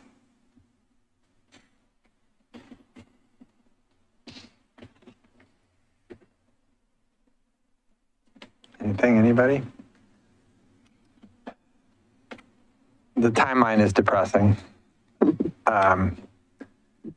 When did I talk Neil into the first property? 2017? So this is 5 years later already, and then we're still talking 2 more years, and then we start construction. The question I would have is, in addition to the right-of-way that we would be able to pull out of the auxiliary property, would we also, is there any potential to develop any more affordable housing on that once that right-of-way is pulled out? So it's not a complete waste, it's just... Yeah, that's my understanding, is that we would be able to just use the part for the road that we need for the right-of-way, and then the other portion of that lot could also be housing. Okay. I understand that you're saying it's too far out, but if you rush things when you're trying to help those you want to really help, sometimes going too fast ends up doing more harm than good. Yes, and in those 8 years, people have been living on the street that didn't need to be. Yeah, I know. So See students living in cars all the time, and I wish we could do more, but... It's originally what I convinced TriMet to essentially give us that piece of property for, was to get North Clackamas students and their families housed. That was literally the conversation, which apparently we're not legally allowed to require that they be students, let alone North Clackamas students. So lots of frustrations, I guess. Yeah, I hear the frustration. I also hear what Councilor Nicodemus is offering here. And for what it's worth, the conversation around transportation-oriented development, you all know that's been going on for a long time in the region.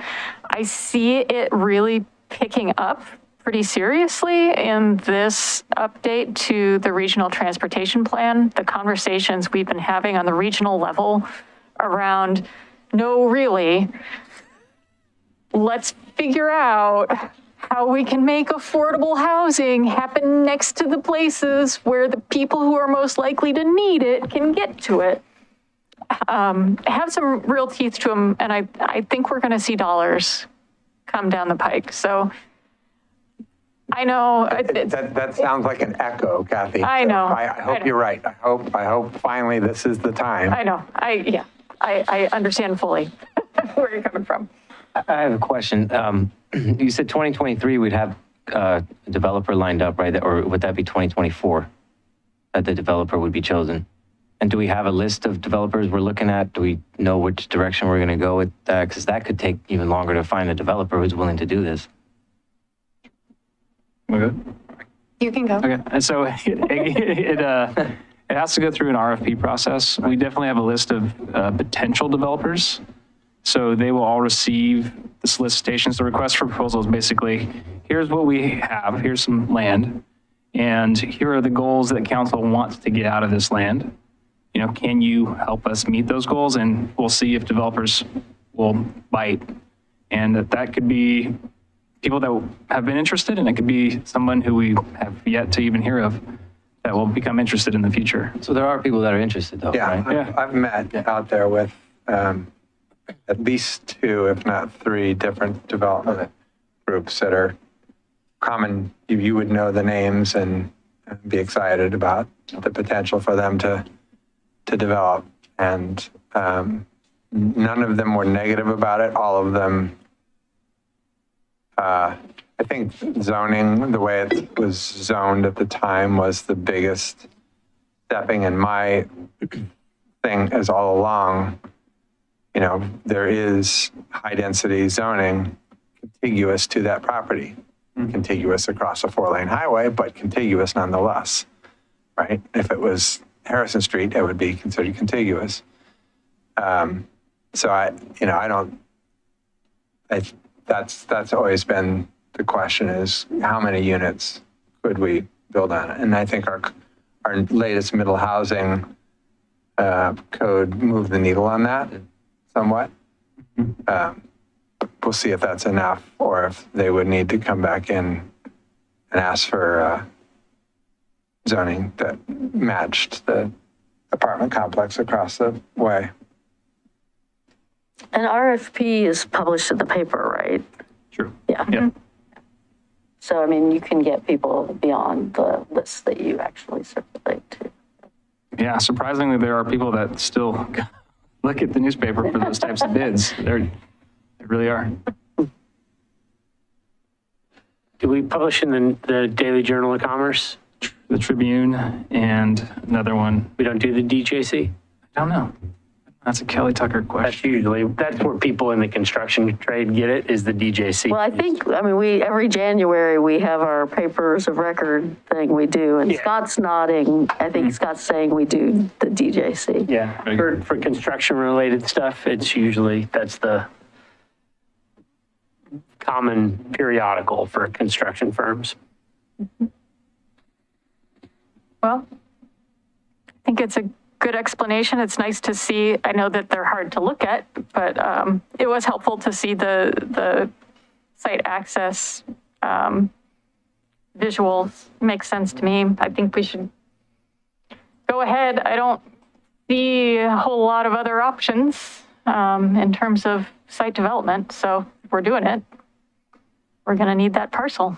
And more land is always better. Yeah, and it's, you know, it's steep, but it's trees and has stuff on it, so I'm good. It also has a lot of records, deeded lot of records, so you can see in those dotted lines. All these dotted lines, these are all Deeded lots. deeded lots at one point. Oh, really? Yeah, so Oh, that's interesting. it was all, we'll have to replat it Yeah. as well. Wild. Deeper you dig. Exactly. Quite a bit there. That's interesting. Any other questions or anything? In that case, I would entertain a motion. I move to approve the resolution approving the purchase of the Sparrow Auxiliary Site, tax lot number 11E36CC05100, from TriMet and delegating signing authority to the city manager to complete the purchase. Second. It has been moved and seconded to approve the resolution approving the purchase of the Sparrow Auxiliary Site, tax lot number 11E36 LCC 05100 from TriMet and delegating signing authority to the city manager to complete the purchase. Is there any further discussion? All those in favor? Aye. Opposed? None heard. It passes unanimously. Excellent. I will Thank you just very much. say, since you invented the Sparrow auxiliary site, that when that was read up there, it's funny to me that, like, I actually think the transcription is pretty good for the most part, but that one came out, spare oxygen insight. I just wanted to add a little bit of history behind this too, maybe for Adam's knowledge. Like, this has taken a long time for sure, but there was a vacated piece of right-of-way adjacent to this that caused our access problems, which spun us. And then COVID, and then a lot of things have gotten in the way, staff turnover and things like that. Brownfield. Yeah, exactly. So we bumped into a lot of hurdles to get this site prepped, and then because we didn't have access, we had to add this auxiliary lot or oxygen source, whichever it is. And just so you know what the brownfield, it's not like there have been people that have accused us of putting poor people on yet another brownfield. It is a brownfield legally. What occurred was that used to be a gravel lot for ODOT, and they used to change the oil of their trucks in the gravel lot. So it's a brownfield to the extent that many homes are brownfield, because a lot of people do that. Yeah. So it's not like there was some horrible industrial process that was taking place out there. It was literally people draining the fuel out of big old dump trucks and letting it seep into the ground. And notwithstanding that, the city went through the process of getting the legal right to be able to develop it. Yeah. And you go through a whole court process to get a document put together that says, this is what you have to do to this property if you're going to use it for particular use. And so we went through that process, which was also time consuming. And how we ended up with it in the first place was negotiation with the former, is it two directors ago of TriMet. When we finished the Orange Line, that became, TriMet had bought it from ODOT to build the Orange Line. And so they'd finished the Orange Line, they no longer needed it. And they were talking, we were in meetings at JPAC talking about prefetching for the line that was going to go to Tigard, and how we needed to be building affordable housing in advance of that. And I was like, and this is TriMet making this testimony. And I said, you know what?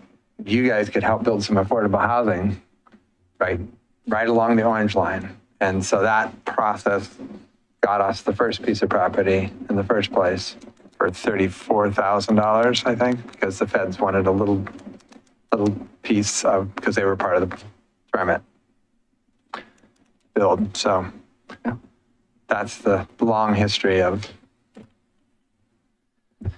what hopefully will be affordable housing for some families someday before I die. That's the goal. May I also, just because I feel guilty as Councilor Nicodemus, let the record show that it is always worth going to see your child play Little League, no matter what, even if they're losing. Thank you, guys. Thank you. Thank you. Great job. Any reports? Any events to announce? Well, just the letter to, it's not a report, but the letter to the Marine Board on their rulemaking that I sent around to everybody. It's really basically the same letter we sent back in January. Oh, I thought I attached it, but now I'm not seeing it. Good night. Thank you. Anyway, it's been an ongoing process. The Marine Board didn't adopt the prior rulemaking that we expressed support for, so now there's a new petition for rulemaking. I think our prior letter is pretty good. I think we'd want to, I really did screw up. I didn't send you what I thought I was sending you, which was our prior letter. I'm good with continuing with that letter. Okay, That's the question. that is the question. Yeah. Can we just It was a good letter. update the sites and the numbers and the blah, blah, blah, and go forward with the same letter? Okay. Excellent. So awesome job on Juneteenth. That was a great event. I thought everybody there was, it was a very joyful event, which is what you hope. Yeah, yeah. Everybody said it just felt like their neighborhood thing. Yeah. Yeah, that was cool. Yeah, I was sorry to miss it, but the pictures, I saw Hamid's pictures, and yeah, it looked great. And I do actually have a very brief update. Sorry if you were No, go ahead. just, because have I been here since the JPAC trip? Did I do that No. already? No, I don't think so. Okay, yeah. So I was on the transportation trip from the region to back to DC to thank our congressional delegation for the bipartisan infrastructure bill. Hearing about it in person from staff in DC and the U.S. Department of Transportation, we already knew it was going to be a game changer because it's got a lot of money in it, but there's so much excitement and hope around this. And a lot of those funds, I think, will actually be ones that the city of Milwaukie will be able to figure out how to access. And it was just really, really nice to be in a place where there was such a sense of energy and hope and possibility around making our transportation infrastructure be something that serves everyone, not just cars, not just wealthy people, but truly everyone. So I'm excited to see what it can do in the future. Were any of your discussions illuminative about potential pools of funding for removing the dam? You know, they have not yet stood up the program around culverts. So we didn't have a deep conversation about that, but the more promising message out of just the new programs, there's going to be over 40 new grant programs from scratch that are coming out of this bill. And their very clear intention is to provide technical assistance funding, not just money to do projects, but money for local government, and especially smaller cities that don't have the resources, to help them write the grants and help them qualify, which is really exciting because that's half the battle, you know, with that money. Federal money is great, but then you've got to write the grant to get it. You've got to see whether or not you can get it. You've got to account for it, and it ends up being more work than it's worth half the time. So they're starting to try and address it. Access that without having ODOT as a partner. Yeah, and that is the other piece, is they are working really hard to make sure that they're not just doing federal grants that are pass-throughs to the state to disperse, but they are working to figure out how do we connect directly with cities, and not just cities the size of Portland, but cities the size of Milwaukee. That would be amazing. Yeah, so it was really, really exciting and inspiring. Cool. Fingers crossed. We'll see what actually happens. Inshallah. Yeah, and I got to walk in Portland Pride again this year. It was great to be back after the 2-year hiatus. Joined Jamie McLeod Skinner's group, which was super joyous. And that crowd. I can imagine, yeah. She would be the first LGBTQ congressperson out of the state of Oregon ever. At least out. That would be pretty cool. All right. There's nothing else. I would entertain a motion. I move to adjourn. I'll second. It's been moved and seconded to adjourn. All those in favor? Aye. We are adjourned.